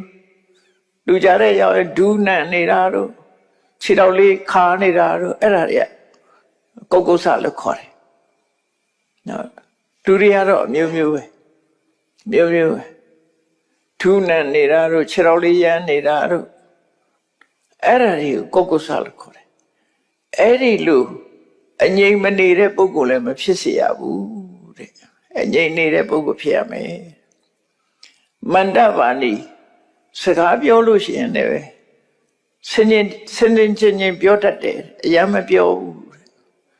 အယံပြောလိုက်ရင်မစင်မချင်းပြောရင်ပြဿနာတက်တယ်လေပြဿနာတက်ရင်စိတ်ဆိုးကြရပြန်စကားကိုစင်ချင်းပြောရင်စိတ်ဆိုးစရာအကြောင်းမရှိတော့နော်စကားမှားတာမရှိသည့်အတွက်ကြောင့်သူကငြိမ်သက်အေးချမ်းတဲ့ပုဂ္ဂိုလ်ဖြစ်တယ်အနုတ္တတော်စိတ်လွေလင့်နေတဲ့ပုဂ္ဂိုလ်မဖြစ်ရဘူးတဲ့စိတ်ဓာတ်တည်ငြိမ်တဲ့ပုဂ္ဂိုလ်ပဲဖြစ်ရမယ်သဝေဝါစာရတော်မူနိအသိပညာရှိပြီးတော့နှုတ်ကိုဆောင်စည်းစုနှုတ်ကိုဆောင်စည်းတယ်ဆိုတာမြတ်စွာဘုရားနှုတ်ကိုဆောင်စည်းတယ်ဆိုတာဘာတော့ပြောတာစကားပြောလို့ရှိရင်မြတ်စွာဘုရားဟောတာရှိတယ်နှုတ်ကိုဆောင်စည်းတယ်ဆိုတာဒီမှန်တာကိုပဲပြောမယ်မမှန်တာကိုမပြောဘူးနော်မှန်တာကိုသာပြောတယ်မမှန်တာကိုမပြောဘူးမှန်တဲ့ထဲမှာလည်းအကျိုးရှိမှပြောမယ်အကျိုးမရှိရင်မပြောဘူးမှန်လဲမှန်အကျိုးရှိတော့မှပြောတဲ့အချိန်ရောက်မှပြောမယ်ပြောတဲ့အချိန်မကြရင်မပြောဘူးစကားပြောတာဘယ်လောက်ဆောင်စည်းတယ်ဆိုတာကြည့်နော်ကိုပြောတဲ့အကြောင်းအရာဒီမှန်ရမယ်မှန်ုံနဲ့ပြောမလားဆိုမပြောနဲ့အောင်ပြောလိုက်သည့်အတွက်ကြောင့်သူ့ချိုးကိုချိုးရှိရအကျိုးဖြစ်ထွန်းအောင်အဲ့ကြမှာပြောမယ်ဟုတ်ပြီမှန်လဲမှန်တဲ့အကျိုးလည်းရှိတယ်ပြောတော့မလားမပြောနဲ့အောင်နဲ့ချိန်ကြမှာပြောတဲ့အခါမှာပြောရမယ်ဟုတ်ပြီပြောပြီဆိုရင်တော့ဘယ်လိုပြောအောင်ရှင်ရင်ကြီးပြောမယ်ရိုင်းဆိုင်မပြောဘူးနံပါတ်4ဟုတ်ပါပြီရှင်ကြီးတော့ပြောပါတယ်စိတ်ထဲကနေပြီးတော့စိတ်နှလုံးကောင်းကြည့်ပြီးတော့ဟန်ဆောင်ပြီးတော့ပြောတာမဖြစ်စေအောင်ဒေါသစိတ်နဲ့မပြောဘူးမေတ္တာစိတ်နဲ့ပဲပြောမယ်အလုံးပေါင်းလိုက်တော့5ခုနော်မှန်တာကိုပဲပြောမယ်မမှန်တာမပြောဘူးမှန်ရင်လည်းအကျိုးရှိမှပြောမယ်အကျိုးမရှိရင်မပြောဘူးနံပါတ်3ကပြောတဲ့အချိန်ကျမှပြောမယ်ပြောတဲ့အချိန်မဟုတ်ရင်မပြောဘူးနံပါတ်4ကပြောပြီးဆိုရင်လည်းရှင်ကြီးတဲ့စကားလုံးနဲ့သုံးပြီးပြောမယ်ရိုင်းဆိုင်နဲ့မပြောဘူးနံပါတ်5ကဒေါသနဲ့မပြောဘူးမေတ္တာနဲ့ပြောမယ်ဆိုကုံရောဒါမြတ်စွာဘုရားစကားနဲ့အဲ့ဒါကိုပြောတော့ဝါစာတန်ရတော်နော်တဝေဝါစာရတော်မူနိတဲ့တကယ်ပင်အပြောဆိုကိုဆောင်စည်း၍အသိဉာဏ်ရှိသူငြိမ်သက်အေးချမ်းသူလို့သတ်မှတ်တယ်ဟာတကယ်အရေးကြီးတဲ့အရေးချင်းတွေပဲနော်တကယ်အရေးကြီးတယ်မသေးခင်ဒီအရေးချင်းတွေရထားမှာဒေါသဆဲရှိတဲ့နတ်တွေကိုမြတ်စွာဘုရားဒီအရေးချင်းတွေနဲ့ပတ်သက်ပြီးတကယ်ဓမ္မဥပတ္တန္တငြိမ်သက်အေးချမ်းတဲ့ပုဂ္ဂိုလ်လို့ခေါ်ရတယ်သူဆိုလိုတယ်ပေါ့နော်ဒေါသမထွက်ရလူတွေဒေါသထွက်တာအသိကိစ္စမရှိသေးဘူးလူရဲ့ရုပ်ခန္ဓာချမ်းတယ်နတ်တွေဒေါသထွက်ရင်တော့သိတာပဲမရဘူးနော်နတ်ကစိတ်ဆိုးလို့မရဘူးစိတ်ဆိုးရင်သူတို့ခန္ဓာလောင်သွားတာပဲဒေါသကပြီးမို့လားဒေါသပြီးလို့ခေါ်တယ်ပူတယ်လူတွေလည်းကြည့်ပါလားဒေါသထွက်ရင်မျက်ထောင်နီလာတယ်လေမျက်လုံးနဲ့လာနှိတယ်လေအသားတွေတုံဆက်လာတယ်လေအဲ့တော့ဒေါသဆိုတာပြင်းထန်တယ်သူအဲ့တော့နတ်တွေမှာမနောပရောတိကနတ်ဆိုရှိတယ်စိတ်ဆိုးရင်သိတယ်အဲ့နတ်က ဘယ်လိုစိတ်ဆိုးကြတာတော့ဆိုနတ်ကလည်းသူကိုဗိမာန်နဲ့ကိုနေတဲ့အချိန်ဆိုကြတာမရှိဘူးဗိမာန်နေဥယျာဉ်ထွက်လာပြီဆိုရင်တယောက်နဲ့တယောက်ပြိုင်ရတယ်သူကလည်းနတ်တယောက်နဲ့တယောက်ကပြိုင်နေအဲ့တော့နတ်သားတွေလည်းကုသိုလ်ကောင်းမှုကြီးကြီးမားမားရှိတဲ့နတ်သားသူကံတရားအကျိုးပေးလို့သူစီလာတဲ့ယထာသူ့ရဲ့ချမ်းရပြိဿသူဝတ်ထားတဲ့အဝတ်တွေကတောက်တောက်ပြောင်ပြောင်နဲ့အဲ့လိုခန်းခန်းနာနာနဲ့ထွက်လာနိုင်တဲ့နတ်ရှိသလိုရိုးရိုးလေးနဲ့ထွက်လာတဲ့နတ်ကလည်းရှိသေးတယ်။ကံကြိုးပေးတဲ့အတိုင်းလေးပဲခက်မိန်မိန်လေးထွက်လာတဲ့နတ်ကရှိတယ်။အဲ့တော့နတ်သားတယောက်ကခါလေးခေါင်းလေးမော့ပြီးတော့နတ်သမီးတွေနဲ့ခြံရံနဲ့တူရိယာတွေတိမှုတ်ပြီးတော့လှပတဲ့ရင်ကြီးကိုစီးပြီးတော့ဥယျာဉ်ထွက်လာတယ်။ထွက်လာတဲ့အခါကျတော့တခြားနတ်သားတယောက်ကသူ့လောက်မကောင်းတဲ့ရှင်နဲ့သူခြံရံပြိဿကလည်းဒီလောက်မမြအောင်နဲ့ထွက်လာတယ်။အဲ့ဒီမှာသူ့ကိုသူရှင်ကြည့်လိုက်တဲ့အခါရှေ့ကနတ်ကသူ့ရဲ့အနေထားတွေအများကြီးတာတော့နောက်ကနတ်ကဘာဖြစ်တုံးဆိုအပြစ်ပြောတော့တာ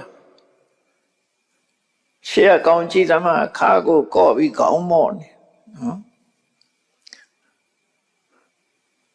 သူကသူများဘာမှတ်နေလည်းမသိဘူးတို့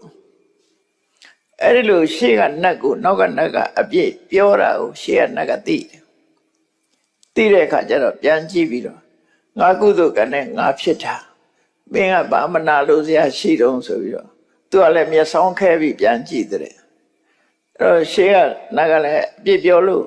မျက်စောင်းထိုးတယ်ဟိုနတ်ကလည်းအပြစ်ပြောတယ်ဆိုတဖြည်းဖြည်းဒေါသအရှိန်တက်လာတဲ့အခါကျတော့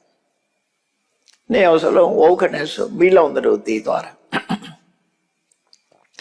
ဒေါသကြီးလာတဲ့အခါကျတော့နတ်သားနှစ်ယောက်စလုံးသိဆုံးသွားကြတယ်အဲ့ဒါကိုမနောပရောတိကနတ်လို့ခေါ်တယ်တကယ်ရှိတာနော်မြတ်စွာဘုရားဟောထားတယ်မနောပရောတိကနတ်ဆိုတကယ်ရှိတာမနာလို့စိတ်တွေဒေါသစိတ်တွေနဲ့သိဆုံးကြတာလူတွေလည်းရှိပါတယ်ဒေါသဖြစ်ပြီးဆိုခုံပေါက်နေကြတာတွေရှိတယ်အရာထဲမှာရံဖြစ်ပြီးဆိုရင်ဒေါသကြီးလုံးအကြီးတော့ကိုယ့်ကိုမထိန်နိုင်ဘူးမထိန်နိုင်နဲ့အတန်နေများဝင်လို့ဆဲကြပြုတ်ကြနဲ့အဲ့လိုရှိတာပဲလူတွေထဲမှာလည်းရှိတယ်အဲ့တော့အဲ့လိုမြတ်စွာဘုရားဒါကြောင့်မို့ဟောတာအမျက်ဒေါသကင်း၍တောင်းတမှုမရှိသူမကြွားဝါဒသူအနေထိုင်တည်ငြိမ်သူစဉ်းစားဉာဏ်ဖြင့်ပြောဆိုတတ်သူစိတ်ပြန်လွင့်ခြင်းမရှိသူတကယ်ပင်ပြောဆိုဆောင်စည်း၍သိဉာဏ်ရှိသူဟောသာလျှင်ငြိမ်သက်အေးချမ်းသူလို့မှတ်ရမယ်ဟောတာငြိမ်သက်အေးချမ်းသူဆိုတာအဲ့ဒီရေးချင်းနေရှိလို့တယ်လို့ပြောအဲ့ဒါမဟုတ်လို့ရှိရင်ဒေါသဖြစ်เสียတွေဖြစ်လာမယ်ပေါ့နော်သူပြောတာအဲ့လိုနောက်တစ်ခါအဖြေတစ်ခုတတိယမြောက်အဖြေပေးတော့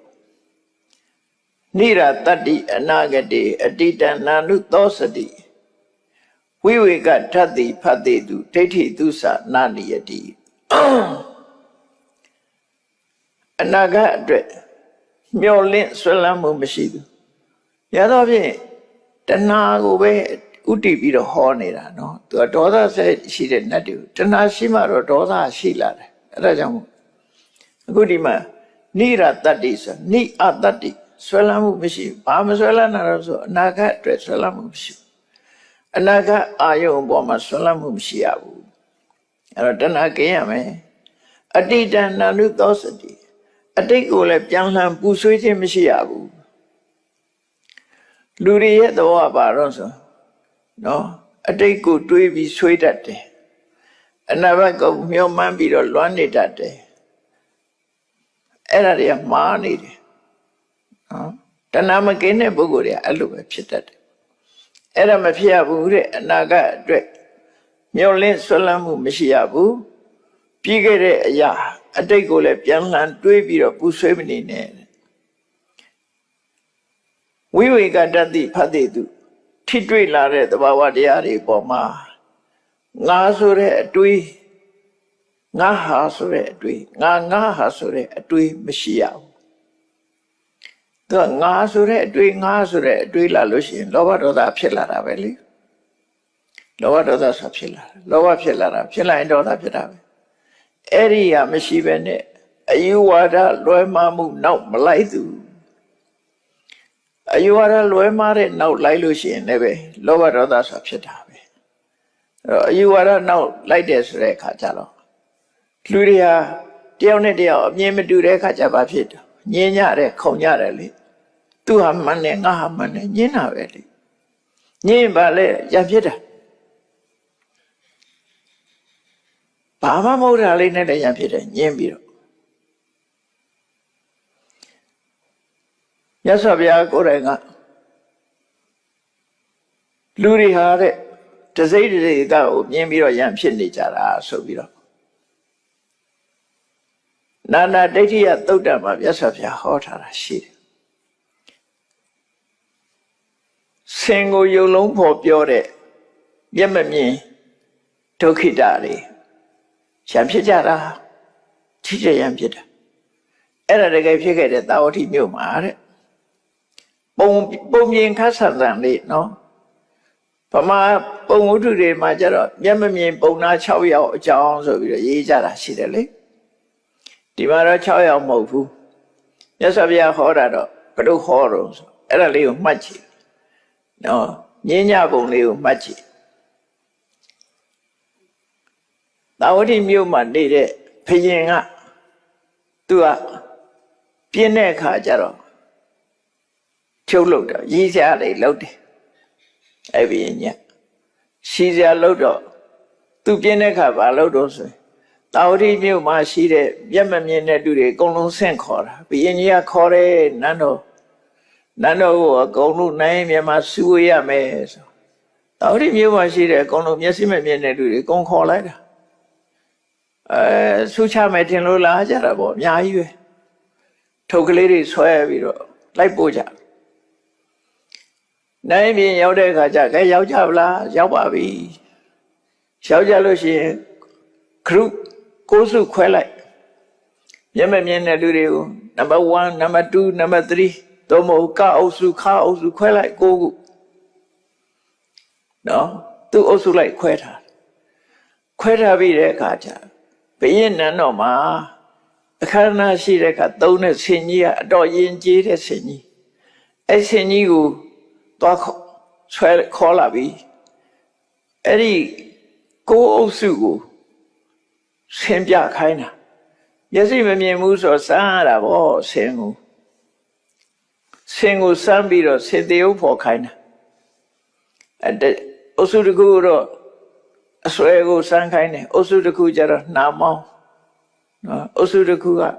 ခေါင်းအုပ်စုတစ်ခုကျတော့နေရွက်အုပ်စုတစ်ခုကျတော့ခန္ဓာကိုယ်ကြီးအုပ်စုတစ်ခုကျတော့ဟိုတယ်မို့ခြေတော့နောက်အုပ်စုတစ်ခုကျတော့အမြည်ယူအမြည်နောက်အုပ်စုတစ်ခုကျတော့အမြည်စံတယောက်နဲ့တယောက်မတူအောင်ဆင်ဆိုတာမင်းတို့မှတ်ထားဟောဒီမှာကင်ကြည့်ဆိုပြီးတော့ဆင်ပြအဲ့တော့စဉ်းစားကြည့်လေတစ်ခုနဲ့တစ်ခုတူမှမတူတာအမြည်ယူစံပြီးတဲ့သူကဆင်ဆိုတာဒုတ်ချောင်းကြီးလိုပါလားလို့ထင်သွားတယ်မြည်စံပြလိုက်တဲ့လူကျတော့ဆင်ကလည်းတပြက်စီးကြီးနဲ့တူတယ်လို့ဆိုဖြစ်မြင်မှမမြင်တာသူတို့လက်နဲ့စမ်းပြီးတော့ဆင်ကိုပြောတာအဲ့လိုဆင်ပြပြီးပြီဆိုတဲ့အခါဘုရင်ကြီးကထွက်လာပြီကဲမင်းတို့ဆင်ပြပြီးပြီလားပြပြီးပါပြီကဲတိဥစ္စာကပြောစမ်းဆင်ဆိုတာဘယ်လိုဟာတော့ဆိုပြောကြတဲ့အခါတယောက်နဲ့တယောက်ကမတူတော့ဘူးလေတိဥစ္စာကပြောတဲ့ဆင်နှစ်ဥစ္စုတို့သုံးဥစ္စုတော့မထောက်ခံဘူးလေဒီကောင်ဘယ်လိုလုပ်ပြောနေတာတော့ငါစမ်းတာတပြက်စီးကြီးဟုတ်စားသူကဆင်ဟာနိုင်ကြီးနဲ့တူတယ်ဒီကောင်တောင်ကြီးတိုင်ကြီးနဲ့တူတယ်ဒီကောင်တန်ချောင်းကြီးနဲ့တူတယ်ဒီကောင်ပြောတော့မှားနေပြီဆိုပြီးအဲ့ဒါသူတို့ချင်းချင်းနော်ရှံဖြစ်ကြတယ်နှစ်ပန်းလုံးရတာအဲ့ဒီတူတယ်သူဟာမှန်တယ်ငါဟာမှန်တယ်ဆိုနှစ်ပန်းလုံးအဲ့ဒါကိုဘုရင်ကြီးကသဘောကျပြီးခွတ်တို့ခွတ်ရည်တယ်တဲ့ ဒါဖျားဟောတဲ့သုတ်တန်ထဲမှာရှိတယ်နော်စနာဧကင်ကဓာတိနော်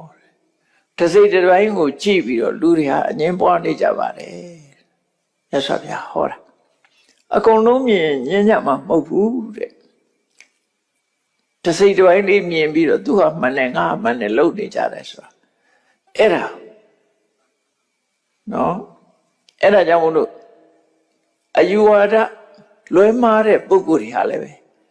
ဣဒမေဝသစ္စာမောဟမညာငါဝါဒမှန်တယ်သူဝါဒမှန်တယ်မှားတယ်ငါယူကမှန်တယ်သူယူကမှားတယ်တယောက်နဲ့တယောက်အမြင်မတူညင်းနေကြအဲ့ဒီအငင်းပွားမှုတွေဟာအယူဆပေါ်မှာမူတည်ပြီးတော့ဖြစ်တာတဲ့အဲကြောင့်မို့လို့အကုန်လုံးကိုမြင်လို့ရှိရင်ခဏဆင်မြင်တဲ့ကောင်တွေအကုန်လုံးပေါင်းလိုက်ရင်ဆင်ကြီးဖြစ်သွားမှာပဲဟုတ်တယ်အမြည်ကတော့တပြက်စီးလိုပဲမြေတူရောတုတ်ချောင်းလိုပဲဟုတ်တယ်ခြေတော့စမ်းမိတဲ့ကောင်ဒါတိုင်းလိုပဲဟုတ်တယ်ခန္ဓာကိုယ်ရဲ့စောင့်မိတဲ့လူကတန်ရန်ကြီးလိုပဲဟုတ်တယ်ဒါလဲနေရွယ်စမ်းမိတဲ့လူကသကောလိုပဲဆိုဟုတ်တာပဲအဲ့ဒါတွေကိုအလုံးကိုလက်မခံနိုင်ပဲနဲ့ငါမှအမှန်သူကမှအမှန်ဆိုပြီးတော့တယောက်နဲ့တယောက်ထိုးကြကြိတ်ကြမျက်စိမမြင်တဲ့လူတွေမတန်ဆွမ်းပြီးတော့တန်ဆွမ်းကုန်ကြတာပေါ့အဲ့မှာရှံဖြစ်ကုန်ကြအဲ့ဒါကိုဘုရင်ကြီးကသဘောကျပြီးရည်တာတဲ့ဒါဘုရားဟောတဲ့ထင်မယ်အဲ့ဒါမြတ်စွာဘုရားကလောကလူသားတွေဟာလည်းအဲ့ဒါလိုရဲပွဲဖြစ်နေတယ်ကိုယ်ကပြည့်စုံတဲ့အမြင်မဟုတ်ဘဲနဲ့ကိုသိတာလေးကိုမှန်လို့ပြီးတော့ရှံဖြစ်နေကြတယ်ဒါတကယ်ပဲငယ်ငယ်တုန်းကအင်္ဂလိပ်ဖတ်စာအုပ်တုပ်ထဲမှာဖတ်ခဲ့ရတဲ့ဟာလေးလေဒီသဘောပဲ There are two sides in every question ဆိုတဲ့ခေါင်းစည်းလေးနဲ့ရေးထားတာစိတ်ဝင်စားစရာလေး two sides in every question ပြဿနာတွေမှာအမြင်နှစ်ခုရှိတယ်တဲ့အဲ့ဒါညင်းကြပြန်ညင်းပြီးရဖြစ်တာပဲလေလူတွေကညင်းပြီးဆိုရင်ဖြစ်တာမလျှော့ဘူးကိုယ်နဲ့ကိုအဲ့ဇာလန်လေးကတော့ဗာပြောတော့ဆိုတောင်ကမူလေးမှာစားတော့ဆိုင်လေးတခုဖွင့်ထားတယ်အဲ့ဒီခရီးသွားတဲ့လူတွေကတောင်ကလာတဲ့လူကလည်းအဲ့ဒီမှာခိတ္တနားတယ်မြောက်ကလာတဲ့လူကလည်းအဲ့ဒီမှာခိတ္တနားတယ်တောင်ကမူလေးအတက်မှာစားတော့ဆိုင်လေးတခုဖွင့်ထားတယ်အဲစားတော့ဆိုင်ကစာရေးမထားဘူးချင်းသေးရုပ်ကလေးတင်ပြထားချင်းသေးရုပ်လေးရှိတယ်အဲ့ဒီချင်းသေးရုပ်ကလေးကိုကြည့်ပြီးတော့လူတွေကချင်းသေးရုပ်တွေ့တဲ့အခါမှာခိတ္တခဏနားပြီးတော့အဲ့ဆိုင်နဲ့ဝင်ပြီးတော့စားကြတော့ကြတရက်ကြတော့မြောက်ကလာတဲ့ပြင်းစီးပြီးတော့လာတဲ့လူတယောက်တလွယ်ကြီးနဲ့ပြင်းစီးပြီးတော့လာအဲ့ဒီခေတ်ကလူတွေကတလွယ်ဆောင်လေးရှိကြတယ်တရှည်ကြီးတွေကိုလွယ်ပြီးတော့လာလေးရှိတယ်တောင်ကလာတဲ့လူကလည်းပြင်းစီးပြီးတော့တလွယ်နဲ့လာတယ်နှစ်ယောက်စလုံးမချိမ့်မိမဲ့လို့အဲ့ချင်းသေးရုပ်လေးနဲ့တောင်ကုန်းပေါ်တက်လိုက်မှာဟိုလူကလည်းမြင်းပေါ်ဆင်းဒီဘက်ကလည်းမြင်းမှုကဆင်းစားတော့ဆိုင်နဲ့ဝင်ရမယ်လို့ဆိုတောင်ဘက်ကလာတဲ့လူကမော့ကြည့်ချင်းသေးရုပ်လေးကိုမော့ကြည့်အော်ရွှေချင်းသေးစားတော့ဆိုင်သူကအဲ့လိုပြောလိုက်ရွှေချင်းသေးစားတော့ဆိုင်နေမှာပေါ့နော်လို့အဲ့လိုပြောတော့ဟိုမြောက်ဘက်ကလူကမော့ကြည့်ပြီးတော့အငြိမ့်မနေဘူးဟာ gentleman ခမမှားနေတယ်ရွှေချင်းသေးမဟုတ်ဘူးပြတယ်ငွေချင်းသေးတယ်ဆိုအဲ့လိုပြောတော့ဟိုဘက်လူကစိတ်ဆိုးတာပါဟာခမကကျုပ်ကိုရွှေနဲ့ငွေမကွဲဘူးလို့ပြောချင်တာလားဟာကျုပ်ကငွေမို့ငွေလို့ပြောတာခမရွှေလို့ပြောတာမှားနေတယ်ခမဟိုကလည်းငါမမှားဘူးမင်းကငါရွှေနဲ့ငွေမကွဲဘူးလို့ပြောချင်တာလားဆိုမင်းကငါရန်စတာလားဆိုပြီးတော့တလွယ်ထုတ်ပြီးတော့ဓာချင်းခုတ်ကြတယ်ပြဿနာတစ်ခုဖြေတာဓာနဲ့ဖြေရှင်းကြနော်အဲ့ဒီအချိန်မှာရှက်လိုက်ဆိုတဲ့အတန်လေးတစ်ခုကြားတော့ချိလိုက်တော့ကောင်းကင်ယံကနတ်သမီးတဲ့ဆင်းလာပြီးတော့ရှင်တို့ဘာလုပ်ကြတာတုံးဆိုငါတို့ကအမှန်တရားအတွက်တိုက်ပွဲဝင်နေတာဟိုဘက်ကလူကလည်း fighting for the truth အမှန်တရားအတွက်တိုက်ပွဲဝင်တာလူတွေအဲ့လိုပဲထင်တာပဲကိုလုံးတာမှန်တယ် အမှန်တရားအတွက်တိုက်ပွဲဝင်နော်ဘယ်သူသွားမေးပြီးအမှားလို့ဘယ်သူမှမမြင်ဘူးငါလို့တာမှန်တယ်အမှန်တရားအတွက်တိုက်ပွဲဝင် fighting for the truth ဆိုအဲ့တော့ဘာလို့ပြောပြပါဆိုတော့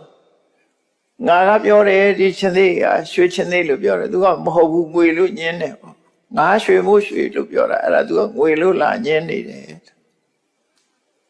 ဆိုတော့အဲ့မှာနတ်သမီးကတောင်ဘက်ကလာတဲ့ gentleman ဒီဘက်ကြွပါပြောက်ဘက်ကလာတဲ့ gentleman ဒီဘက်ကြွပါဆိုအပေါ်မောကြည့်ခိုင်းတဲ့အခါကျတော့ချင်းသေးရုပ်ကရွှေတစ်ချမ်းငွေတစ်ချမ်းလောက်ထားတာအဲ့ရွှေသမားလည်းငွေဆိုလည်းမခံတယ်ငွေသမားလည်းရွှေဆိုလည်းမခံ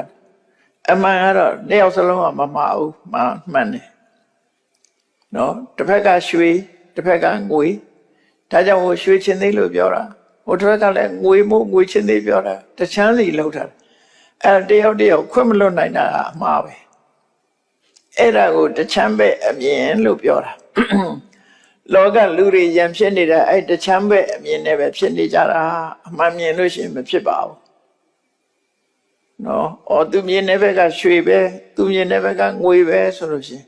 တယောက်ခွင့်လို့မှာပေါ့အဲ့ဒါမှတ်သားစရာကောင်းတယ်မိစ္ဆာယူဝါဒရှိတဲ့လူတွေကလည်းအဲ့တိုင်းပဲငါဟာသာအမှန်တခြားဟာအမှားလို့အမြဲတမ်းကောင်းတဲ့မှာဣဒံမေဝသစ္စာမောဟမင်းငါပြောတာအမှန်သူပြောတာအမှားတော့အဲ့လိုအမှန်မှာတရားစီဆွဲထားတဲ့လူတွေဟာဘယ်တော့မှမတည့်ဘူးဆိုလို့ရှိရင်ဘယ်တော့မှငြိမ်းချမ်းမဲ့လူဖြစ်မှာမဟုတ်ဘူးတဲ့ဒါကြောင့်မြတ်စွာဘုရားခေါ်တာဒိဋ္ဌိသုစနာနိယတိအယူဝါဒတွေရဲ့ဆွတ်ဆောင်မှုမခံရတဲ့ပုဂ္ဂိုလ်မှာနှလုံးစိတ်နှလုံးအေးချမ်းတဲ့ပုဂ္ဂိုလ်ဖြစ်မှာတဲ့အယူဝါဒအတွက်ကြတော့လူတွေဟာတိုက်ပွဲဝင်နေကြမှာပဲတယောက်နဲ့တယောက်တိုက်ခိုက်နေကြမှာပဲလို့သူတို့ပြောတာတိုက်ခိုက်နေပြီဆိုရင်ဘယ်တော့မှအေးချမ်းနဲ့ငြိမ်းချမ်းတဲ့စိတ်နှလုံးရှိသူမဖြစ်တော့ဘူးအဲ့ဒါလို့နေမိတဘုရားရဲ့အမေကိုအခုနံပါတ်3အဖြေတစ်ခုထပ်ပေးတာပဲဖြစ်တယ်ပေါ့တရားချက်ကသူတော်စင်ပြိဿပေါင်းတို့ပုရဗေဒသုတ်တံမှာဒေါသဇေယရှိတဲ့နတ်တွေငြိမ်သက်အေးချမ်းစွာနေဖို့အတွက်အခြေခံအကြောင်းတွေကဘာတွေရှိသလဲဆိုတာလူလောကနဲ့ဘဝနဲ့တရားတွေရဲ့စိတ်နေထားနဲ့ဆက်ဆက်ပြီးတော့မြတ်စွာဘုရားကရှင်းလင်းဟောကြားတာဖြစ်ပါတယ်။ဒါကြောင့်မိမိတို့ကိုယ်တိုင်မိမိတို့ယဉ်တဲ့နှလုံးထဲမှာငြိမ်သက်အေးချမ်းမှုကိုပြပြစေတတ်တဲ့တရားတွေလက်မခံမဲနဲ့ငြိမ်သက်အေးချမ်းမှုကိုတည်ဆောက်နိုင်တဲ့တရားတွေကိုသာလဲခန္ဓာကိုယ်ထဲမှာလက်ခံထားပြီးတော့စိတ်နှလုံးအေးချမ်းစွာနေနိုင်အောင်ကြိုးစားအားထုတ်တော်မူနိုင်ကြပါစေကုန်သတည်း